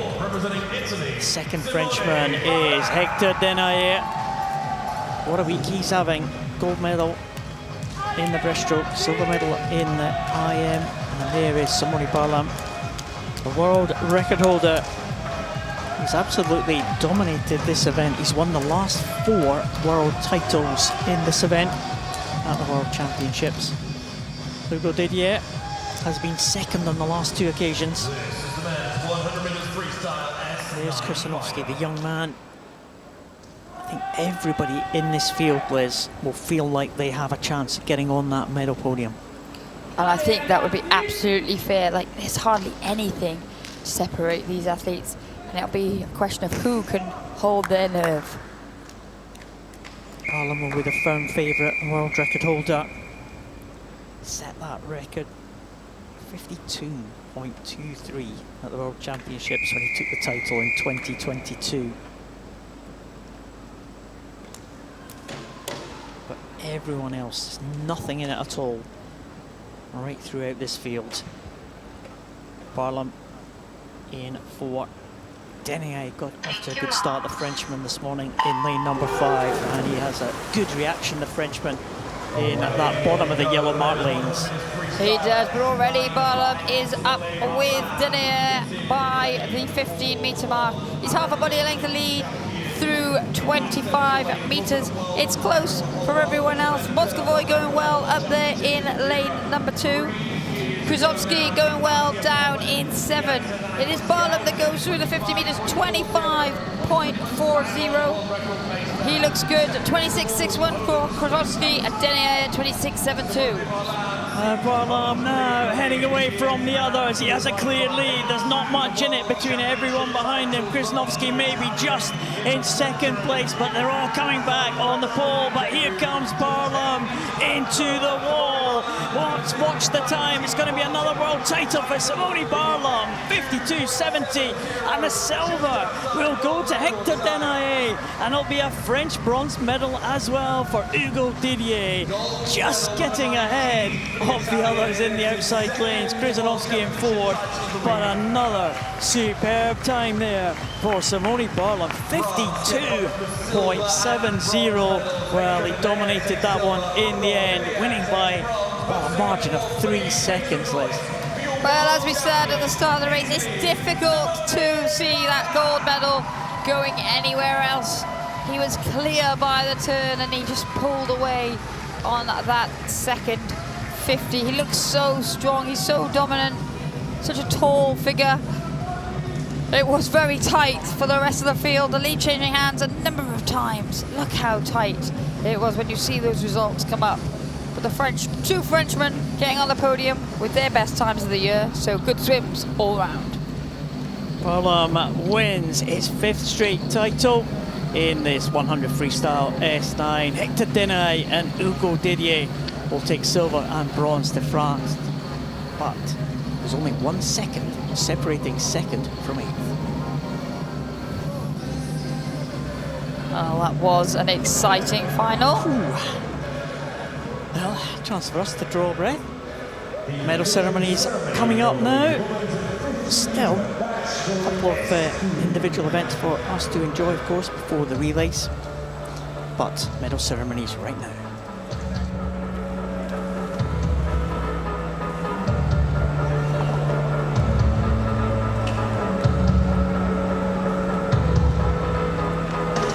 The medals will be presented by head of World Paralympic, Mr. Craig Nicholson.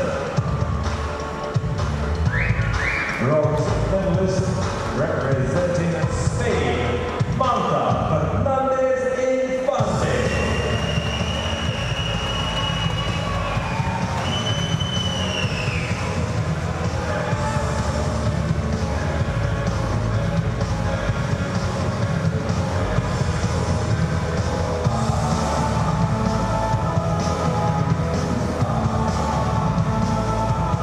Silver medalist representing the United States of America, Leanne Smith.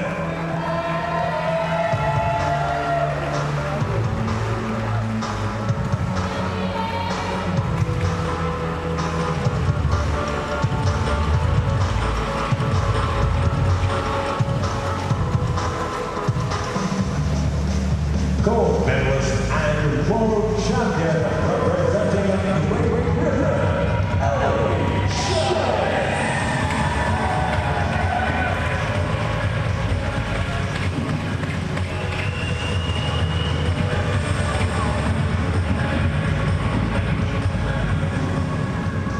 Please rise if you are able for the national anthem of Great Britain.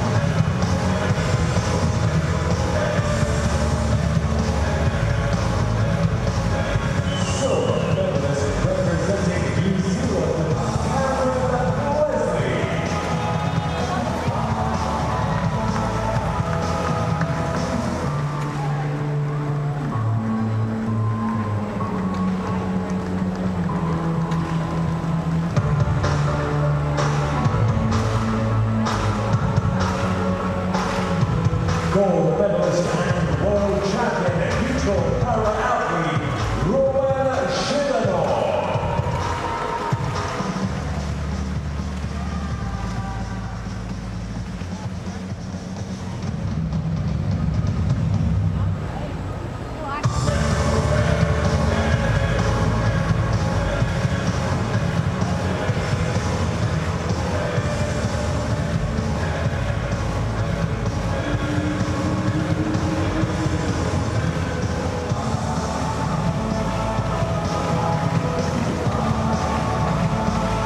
Please give it up for your medalists.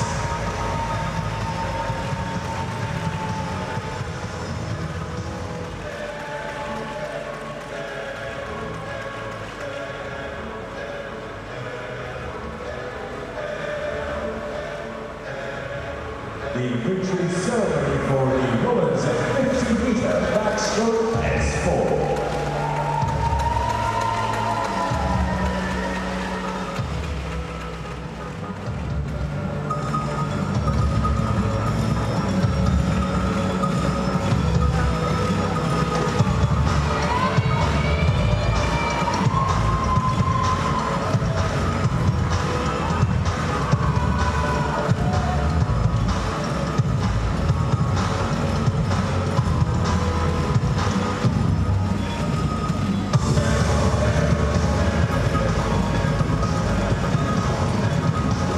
Bronze medalist representing Brazil, Lydia Pinheiro da Cruz.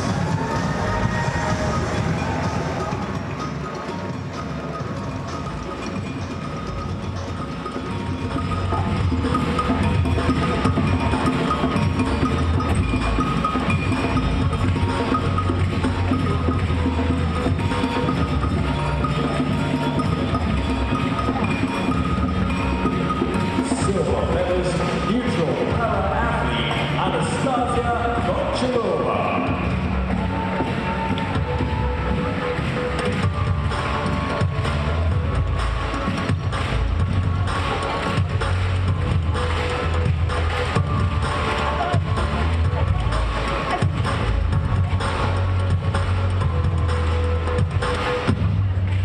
Gold medalist and world champion in 12 record time, representing the United States of America, Katie Kubiak.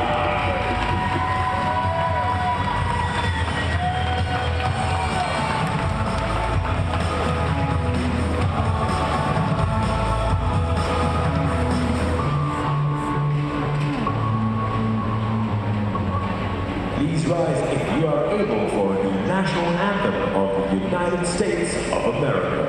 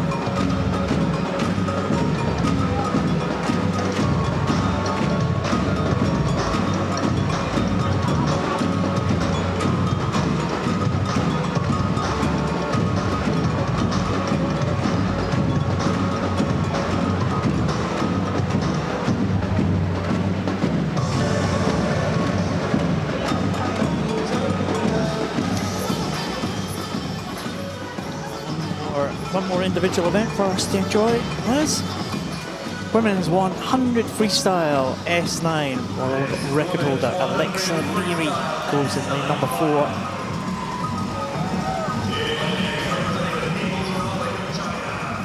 Our winner of the butterfly last night goes in lane 8 in this 100 freestyle S9 final. Zhu Jiring swimming that fly to take that gold. Vittoria Bianco is a Paralympic Games gold medalist in the relay for Italy in Tokyo. Mariana Ribeiro won this world title in 2022. Emily Beecroft was a silver medalist back in 2022 as well. She's got big support in the crowd tonight. 18-year-old Emma Micic, Croatian, goes in 6th. Lakeisha Patterson, second of the Australians, the 400-metre specialist, goes in 3. Mary Jebb, who won the individual medley in impressive form, she goes in lane number 5, but the world record holder, Alexa Leary, the 3rd Australian, goes in the middle lane, and she absolutely dominated the heats. She was only 6/100ths outside her own world record time, Liz. Yeah, this event has the potential to be similar to the men's event. There's a clear favourite in Leary, but it's wide open for the other medals, so expect a close battle from across the pool. So Leary will go in lane number 4. 3 Australians all in a row in lanes 2, 3 and 4. Mary Jebb from Canada in 5.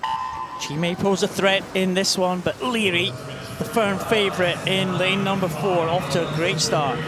She was, as was Ribeiro, down in 7 for Brazil.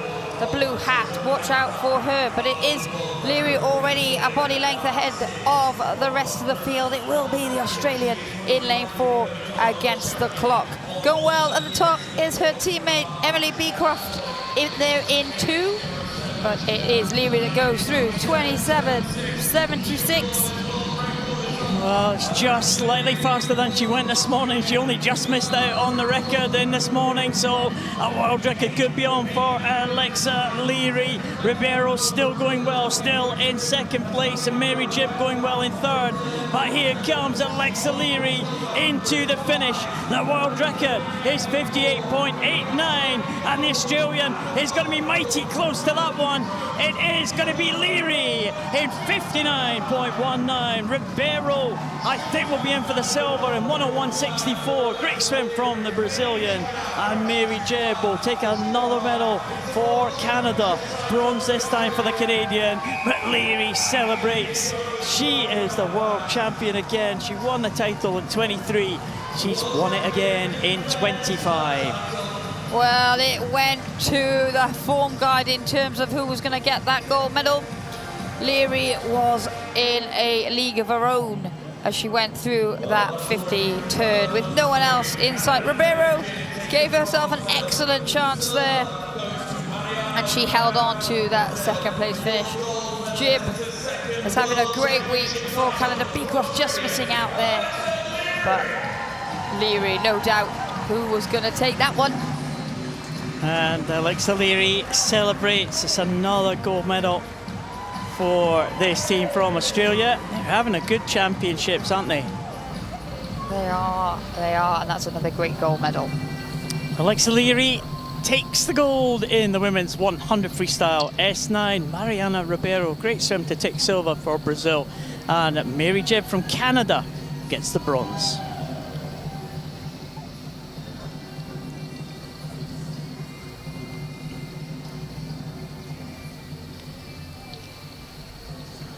Well, that is the final individual event that we have seen for day 4 of action. But we've got the first of the relays coming up right now, and that is the 49-point relay.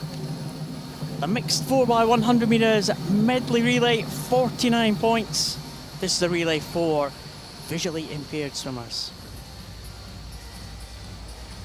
And same with the other relays, Liz, that the points totals for all the swimmers in this visually impaired relay can't add up to more than 49 points overall.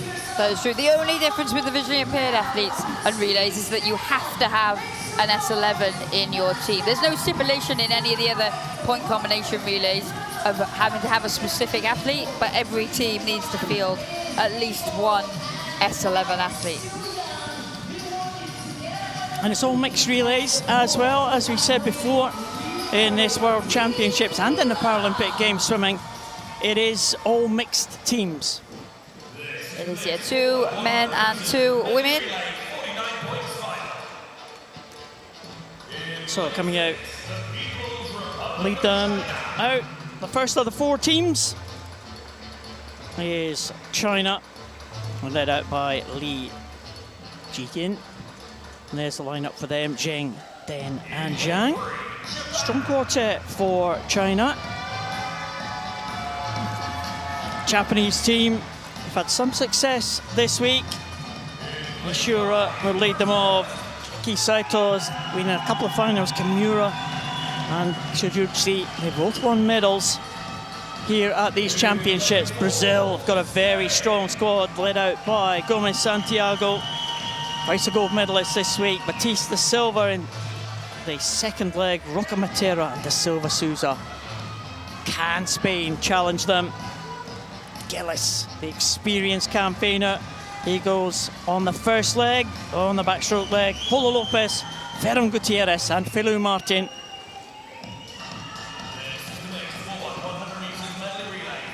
Brazil may well be the favourites for this one. Spain will be strong as well. Japan have got a good quartet. China always strong in the relays.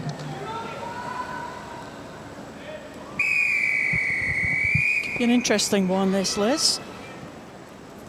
Brazil have got a very strong quartet, you have to say, led out by Gomes Santiago.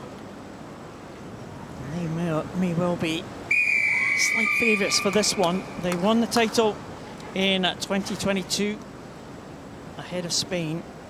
Spain were ahead of the Brazilians in the 2023 World Championships. This is the 4 by 100 metres medley relay, mixed, 49 points. It's often beneficial if you can send your S11 athlete off first, because then you don't have to worry about the changeover, but it's not always possible in these medley combinations because you do need your backstroker to go first. And as they set off, we go with 2 females for Japan and Brazil in Ishura and Gomes Santiago, and then Gilles for Spain and Li of China are the 2 male athletes. Gilles had an excellent backstroke leg of his individual medley event earlier, and he's going strong in these early stages for Spain. Yeah, he's opened up a little bit of a gap for the Spanish team ahead of the Brazilians, and that's Gomes Santiago going on the first leg for the Brazilians, their female swimmer in the S12 classification. So the Spanish male swimmer going over 31.30. The Brazilian female swimmer Gomes Santiago now with a little bit of a tussle with Li from China. And as Gillis comes down, the Spanish team will try to maximise the advantage that they have got over the Brazilians as he comes down to finish this backstroke leg. Gomes Santiago is going to get Brazil into second and within striking distance, you would say, of the Spanish team as they come in to finish this first leg. Well, Gillis hands over to Polo Lopez, the Esper 13 female athlete for Spain. So both male athletes on those first legs for Spain and China were S11 swimmers. And we're seeing now Polo Lopez going strongly. She will be up against Batista Silva for Brazil, who's an SB13 male. And here he comes as they go through the 35-meter mark of this breaststroke leg, up onto the shoulder of the early leaders, Spain. Spain fielding a team with 49 points. Brazil is swimming with 48 points. Japan 47 and China 46. But it is a strong leg here for Brazil from Guilherme Batista Silva as he hits the front of the field. And he's going really well, opening that gap against Marian Polo Lopez. the SP13 swimmer from Spain. Spain have got their male swimmer on their third leg, and that's Ferran Gutierrez. But Thomas Rocas Matera has also had a very good week for Brazil, but it'll be an S12 for Spain against an S11 for Brazil. Roca Matera is in the water now. Brazil have the advantage, but can Ferran Gutierrez close the gap? Two female swimmers go on the final leg. They should be well matched, but it's up to Spain to cut this deficit on the butterfly. Well, the difference at the 200-meter mark was 5 seconds. The advantage that Roca Matera was given by Batista Silva. Roca Matera is in excellent form here in Singapore this week for Brazil. He's already taken 2 medals. He turns 2:48.23. That deficit now down to 3.9 seconds. Ferran Gutierrez eating into the advantage as you would expect. Kiichi Kimura is in for Japan, another male S11 athlete in lane number 3. And Deng Juku is in for China, an S12 swimmer. So it's the front of the field, Brazil holding on to the advantage. Roca Matera has done an excellent job. He will hand over to Lucille da Silva Souza for the final leg. The S12 athlete swimming the freestyle. She's against Emma Filou Martin, the S13 athlete for Spain. These two teams are away and clear as Kimura comes in to hand over to Suzuki for the final leg for Japan. Yeah, Japan have the edge over China for the bronze medal position, but here is the battle for gold and silver. It's Brazil with the advantage. Da Silva Souza going ahead. Filou Martin, the gap is around about 3 seconds. Surely it's too much for the Spanish team to make up. Japan still holding on to third, but Brazil coming back in front. It's Da Silva Souza into the final stages now. The S12 swimmer from Brazil holding off the S13 challenge of Filou Martin. It's the Spanish swimmer coming back with every stroke, but she's not going to catch the Brazilian. Da Silva Souza into the wall and will claim the gold for Brazil. Just ahead of the Spanish team, and look at the time, 4:23.48. The world record has gone for the Brazilian team, and it is the Spanish team in second, also inside the old world record, a European record for the Spanish team. Japan in third place with an Asian record, and China in fourth place just behind. But records galore. What a race that was. But Brazil, they did it, and in a world record time. Well, it was regional and global records all round to get yourself a place on that podium. Emma Filou Martin was closing with every stroke as they moved through those final stages of that race. But Brazil had done enough. We say about these relays, it's the combination, the strength of the quartet, and it all worked out perfectly for the Brazilians. No, what a cracking relay that was. It was Da Silva Souza, the S12 swimmer, who just was holding on to that advantage of the fast finishing Emma Filou Martin. There's the changeovers. The Brazilians have had a very good week here in Singapore, and they will have absolutely loved that relay victory. We saw them take a victory yesterday in the 20-point relay. They've taken another victory here in the 49 points. And there was Da Silva Souza, and there is the winning quartet for Brazil. And in a world record time, absolutely incredible. And like I said, that's their second relay win of the week. It just goes to show the strength and depth that they have in their squad across the entire classification system. But we should say, Liz, we haven't had the confirmed result yet. Well, that is true.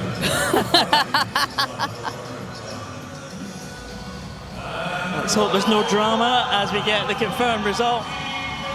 Brazil are the world champions in the mixed 4x100 medley relay in a world record time, ahead of Spain, also inside the old world record time, but European record for the Spaniards, with Japan with an Asian record in third position. Well, that was exciting. Cracking race, that one. Celebrations all around here for the medalists. And what a great team that was from Brazil. What a great team from Spain as well.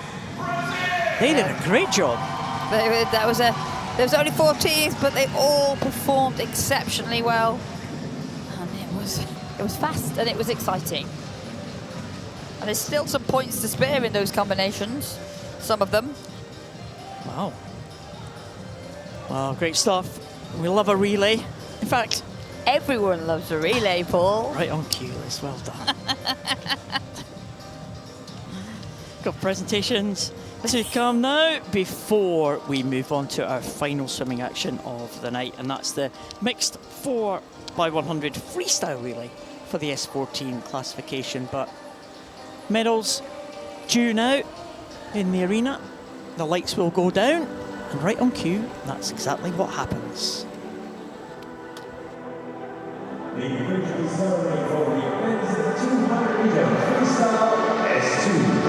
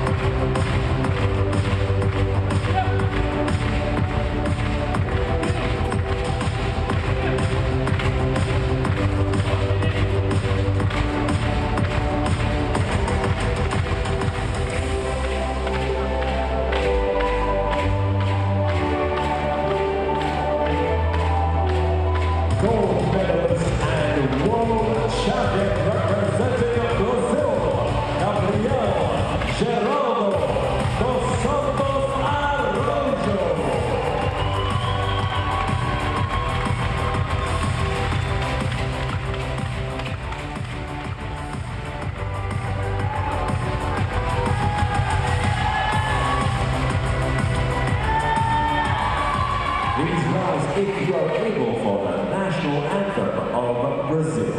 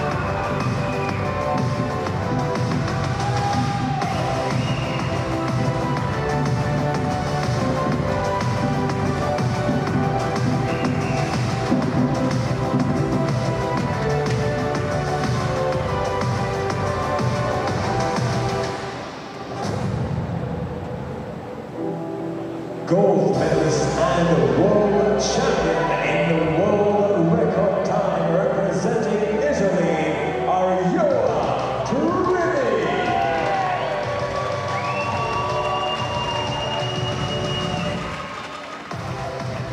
Please rise if you are able for the national anthem of Italy.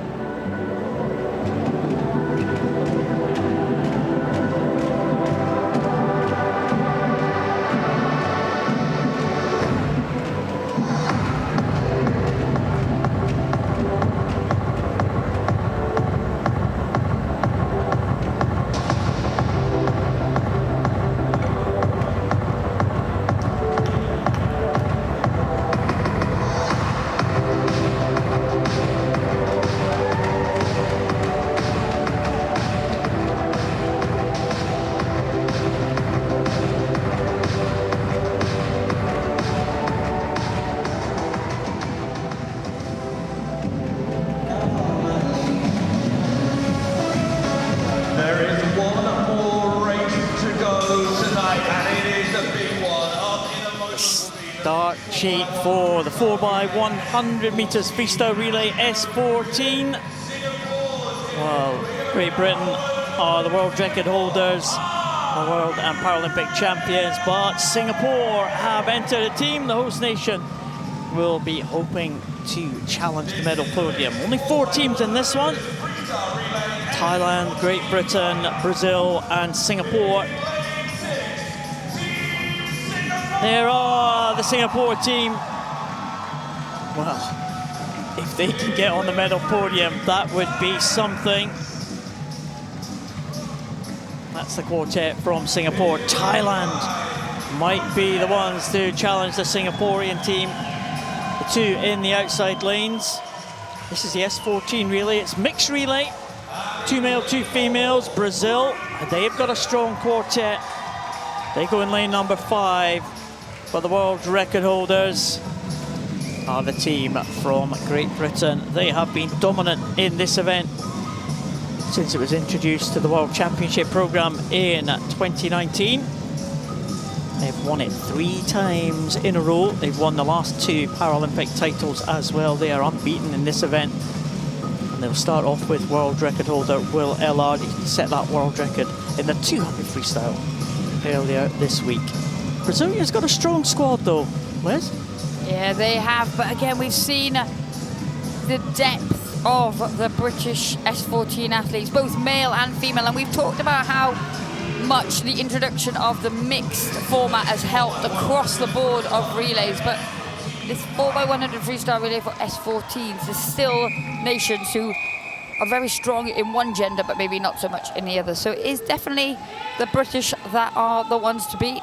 Brazil with a good chance, and if Singapore can get on this podium, then the pool will go wild. Singapore closest to us. Led off by Darren Chan. Pakwat Kumar Singh from Thailand right there at the top leads them off. Will Ellard leads off Great Britain, and Arthur Xavier Ribeiro leads off Brazil. That's the 4 teams for this mixed 4x100 metres freestyle relay in the S4 team classification. Those athletes with an intellectual impairment. Well, it was a good start off the block for Xavier Ribeiro of Brazil in lane 5. He's taken it out, but Ellard is supremely strong in the second half of this one. So as they go into the turn, it is Brazil marginally in the lead, 23.93 from 24.22 of Ellard, and Thailand with Kumar Singh 26.31 in the bronze medal position. Well, it is a very close contest here. Ellard being made to work here. Xavier Ribeiro is going to be ahead of Ellard, or Ellard just showing his strength. But Brazil might have this early lead as they go into the second legs. 2 female swimmers on that second leg. Poppy Masco from Great Britain and Soares de Oliveira for Brazil. Poppy Masco off to a great start there. It's Thailand in 3rd and Singapore in 4th as they stand. Well, Xavier Ribeiro just had the swim of his life on that first 100 metres there to get in 1/10 of a second ahead of world record holder Will Ellard for Britain. But Masco doing what is expected of her. She's going well, leading out Anna Soares de Oliveira. She's opened up an advantage of 1.35 seconds in lane 4. Thailand still going well now with Nutarat Miprom in the water for them in a bronze medal position, closing the gap. It's still tight at the front. Soares de Oliveira going well, but it will be Great Britain that lead at the halfway point as Masco hands over to Dylan Broom and Soares de Oliveira hands over to Beatriz Borges Canero. Well, Dylan Broom off to a good start there, but Brazil with their female swimmers, Beatriz Borges Canero, they'll have a male swimmer on the last leg, and Great Britain will have a female swimmer. Thailand in 3rd. Well, they are going well, and Singapore just in 4th position here, but Dylan Broom from Great Britain for the world champions. He leads them through. He needs a little bit of a lead because Brazil have got a very strong last leg, but Great Britain looking very good at the moment. Dylan Broom doing a great job for the GB team, and he's bringing them home in a big gap ahead of the Brazilian team. It's going to be very difficult for Brazil to bridge this gap. Kashan Matha going well for Thailand. They're reeling in the Brazilians, but now Broom hands over to Georgia Sheffield for the final 100 metres of Great Britain's quartet. All eyes will be on the chase from Brazil as Gabriel Bandeira enters the water. It is Great Britain in gold medal position with a significant lead, but here comes the charge of Bandeira. There's Sheffield going into the final turn. He'll take something special from Bandeira to bridge this gap. Well, he will close up, that is for sure, but I think Georgia Sheffield surely has enough of an advantage ahead of the Brazilian to take that one. The gap is around about 10 metres. Bandeira closing, but there is no one in the picture at the moment as Georgia Sheffield brings Great Britain home. Bandeira is not going to catch them. Georgia Sheffield is bringing Great Britain home to a gold medal performance. 3:41.14, a championship record for the GB team, just outside the world record that they hold. And America's record for Brazil in the silver medal position. A great last leg for Bandeira to bring them through. And Thailand will take the bronze. And Singapore team just coming down for this final leg. Really well supported by the Singaporeans in the crowd. They will come into 4th position, and well, Great Britain, that championship record, but you never know, Liz. We have seen disqualifications in relays before, so it's important for this Singapore team to give everything they can in these final stages of this one. It is Jaslene Shehu Tan on the final leg for Singapore. It must have been a bit of an ask for Singapore to challenge the top 3 teams, as we saw in that relay, but the host nation with the biggest support I think we have seen all night in this arena is coming home to touch right now in that time of 4:47.94. But there's Georgia Sheffield, and if that result is confirmed, Great Britain continue their dominance in this S14 freestyle relay. They were superb. We've talked about the depth that they have across both the male and female squad of S14s in the Great Britain team. But what a swim from Brazil there to go that America's record. They were probably closer than you would have expected them to be to the British quartet. Pushed all the way. Thailand did very well as well there to come through and get that bronze medal. It's great to see Singapore being able to field a quartet. And Georgia Sheffield bringing the Great Britain team home. Very strong quartet, and that time 3:41, the championship record. It's only half a second outside the world record that that team set in Tokyo to win the Paralympic Games title. Great Britain win the relay in a championship record time, and America's record for Brazil in second, and Thailand take the bronze. Last set of medal presentations to come. Please stay with us to celebrate the successes of the swimmers tonight. Bronze medalist, neutral para-athlete Dimitri Cherniev.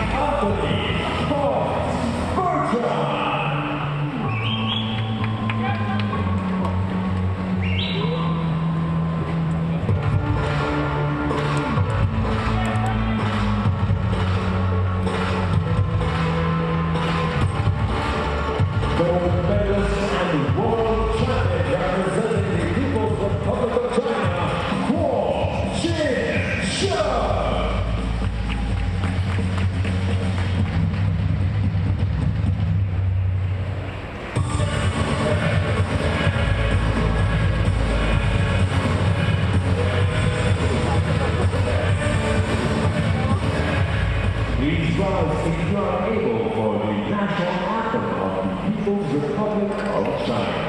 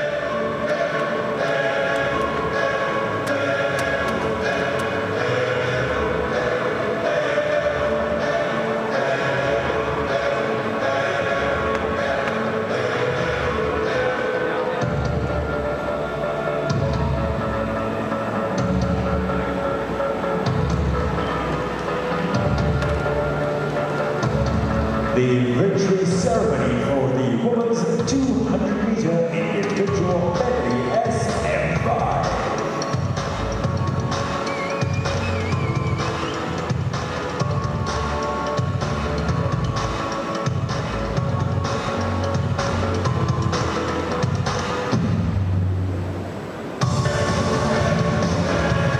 Bronze medalist representing Italy, Julia.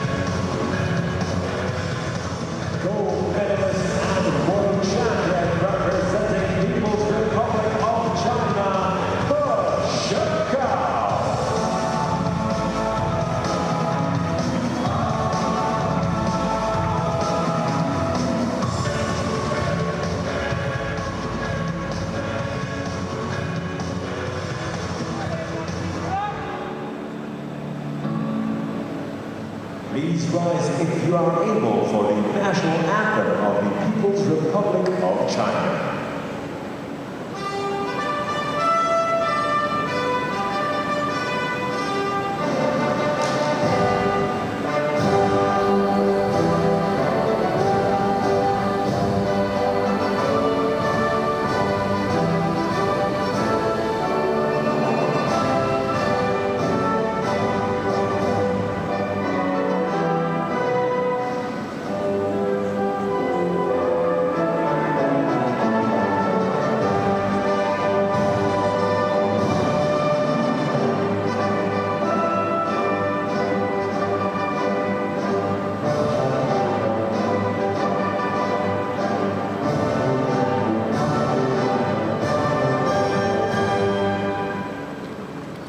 Please give it up for your medalists.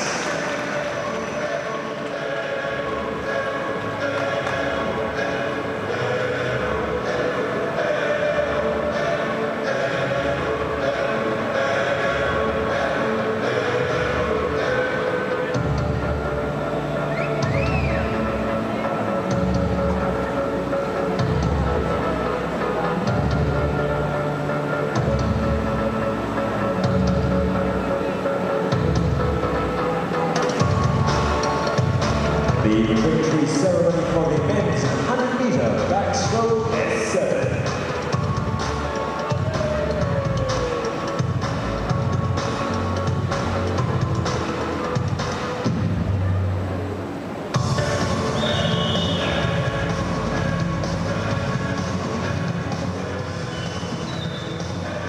Bronze medalist representing South Africa, Christian Sadie.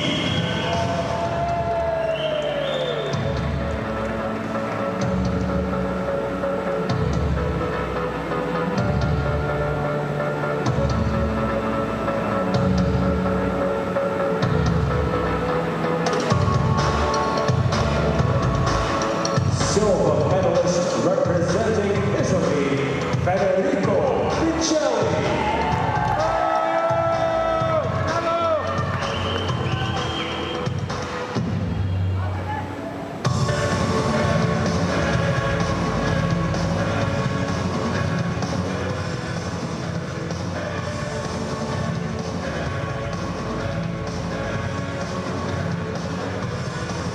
Gold medalist and world champion representing Ukraine, Andriy Trusov.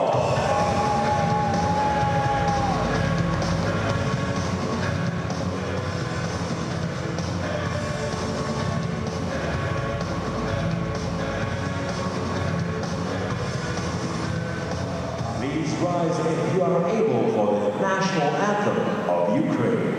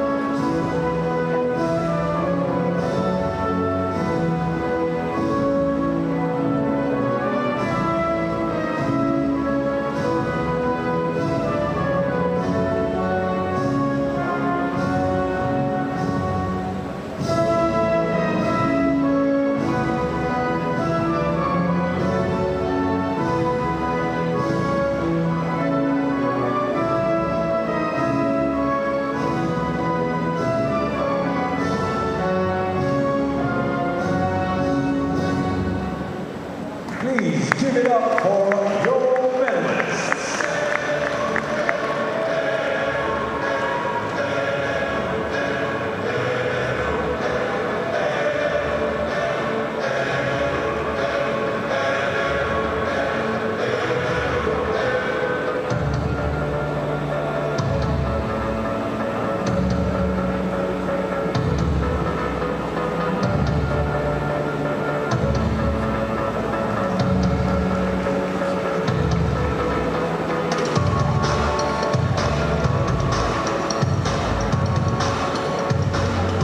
The victory ceremony for the men's 100 meters freestyle S9.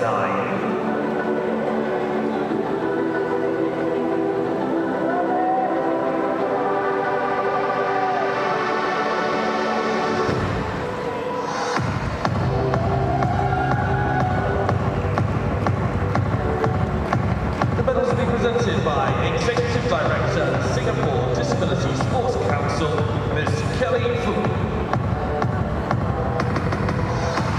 Bronze medalist, representing France, Hugo Didier.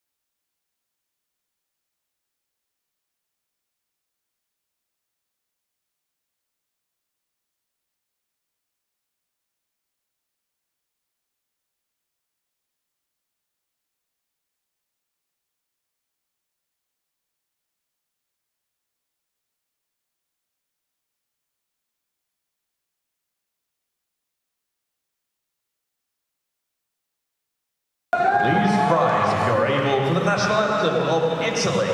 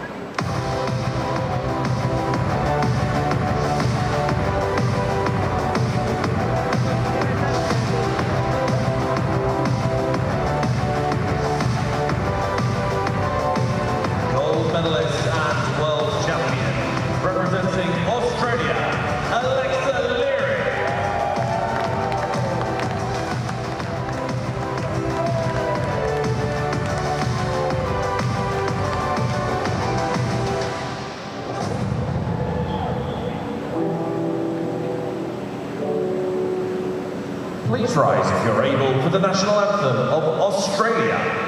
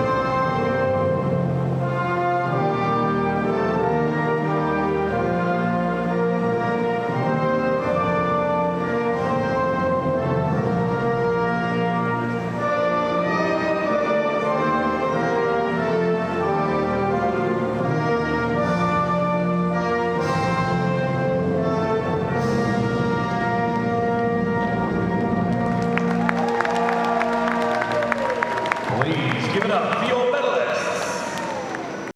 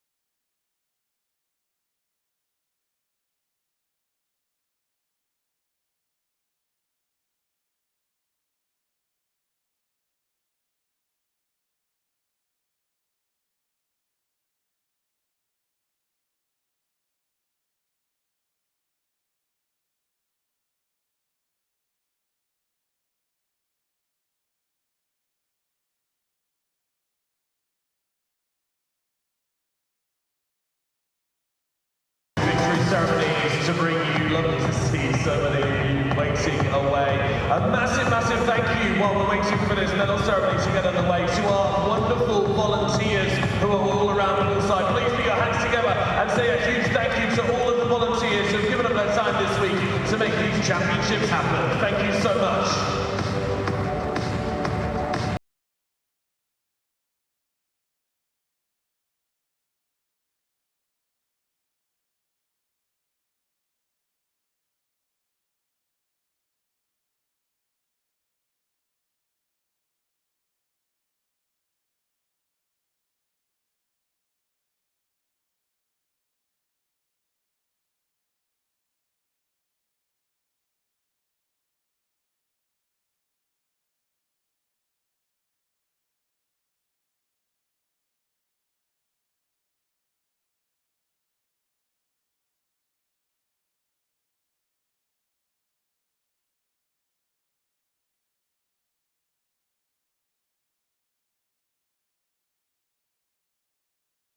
Victory ceremony for the mixed 4x100 meters medley relay, 49 points.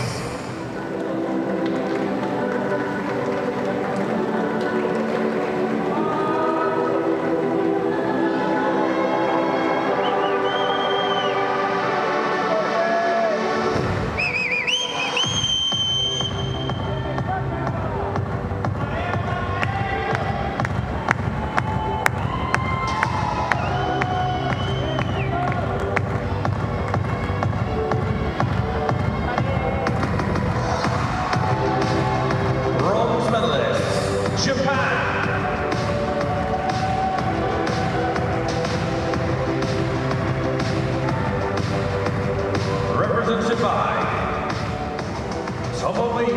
Ishira.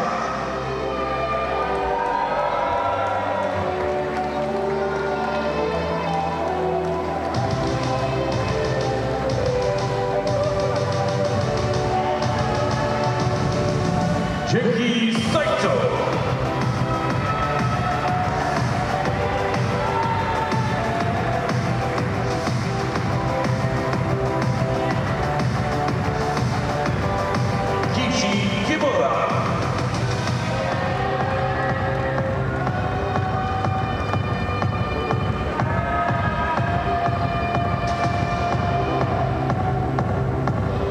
Ayano Tsuji-uchi.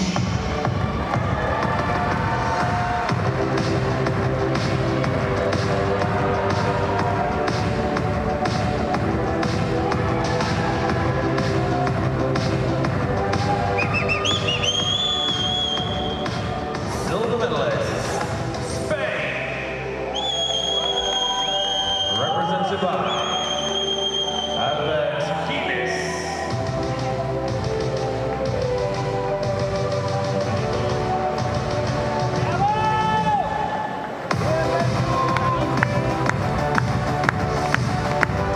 Marianne Olo Lopez.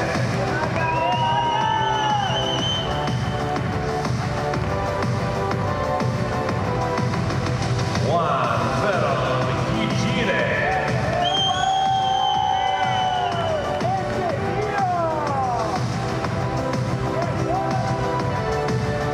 And Emma Villa-Martini.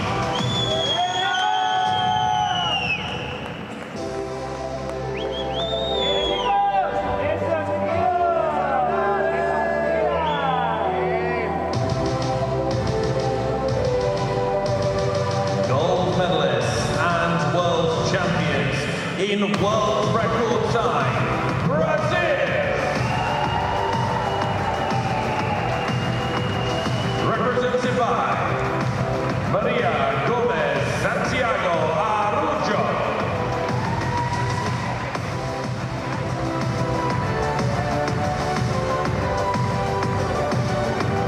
Guilherme Batista Silva.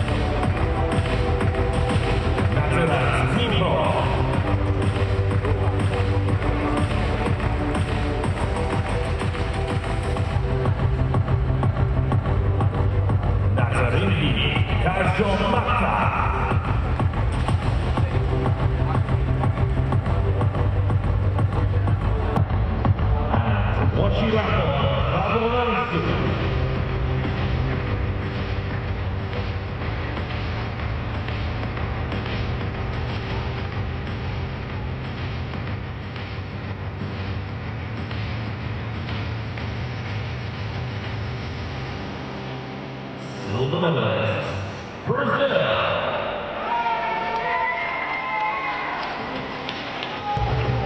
Represented by Arthur Xavier Rivera.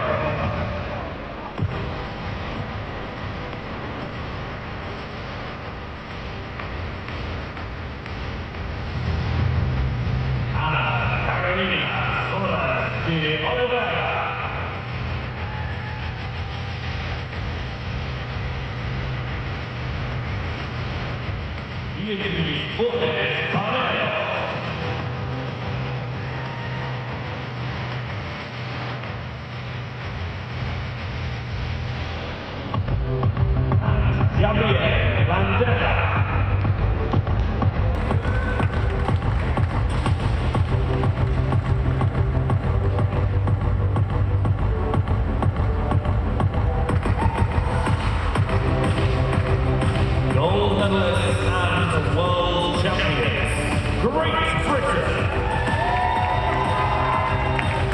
Represented by William Ella.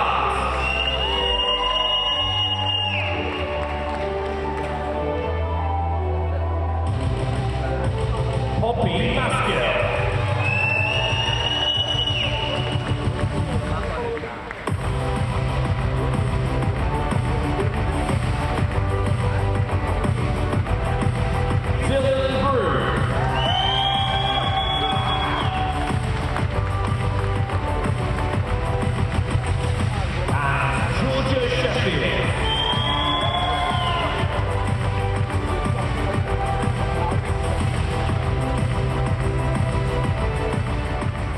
Please rise if you're able for the national anthem of Great Britain.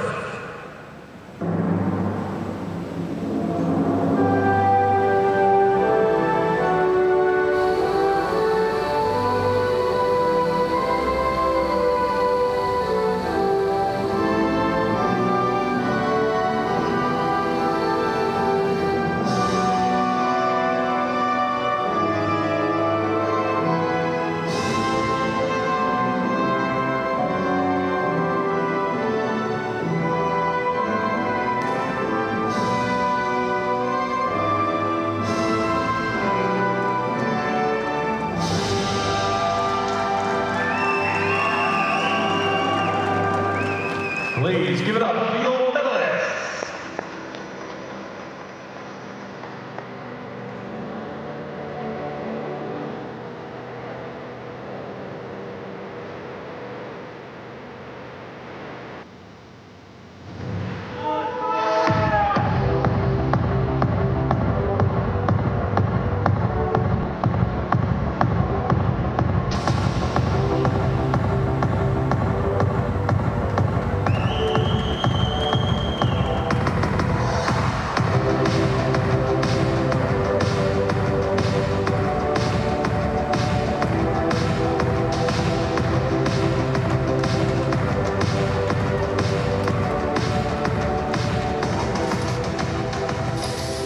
Well, that is day 4 of these Toyota World Para Swimming Championships 2025 complete.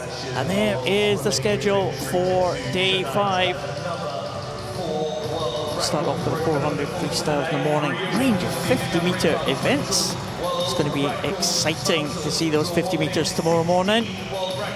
Men's 100 freestyle for the S12 class. Individual medleys, as well as a number of 50 freestyles. Again, later in the morning's heat, right up until 11 o'clock, just after 11. We will finish the morning with more 50 and 100 freestyles, and we have that exciting 34-point mixed 4x100 metres medley relay. Oh, we saw some cracking medley relays tonight, Liz. Well, freestyle relay and a medley relay, wasn't it? We did. That 49-point medley relay was excellent. I think to get 3 records in the same race to all get on the podium was a great way to finish with the penultimate race of the night. Relays are always exciting for the people in them and the people watching.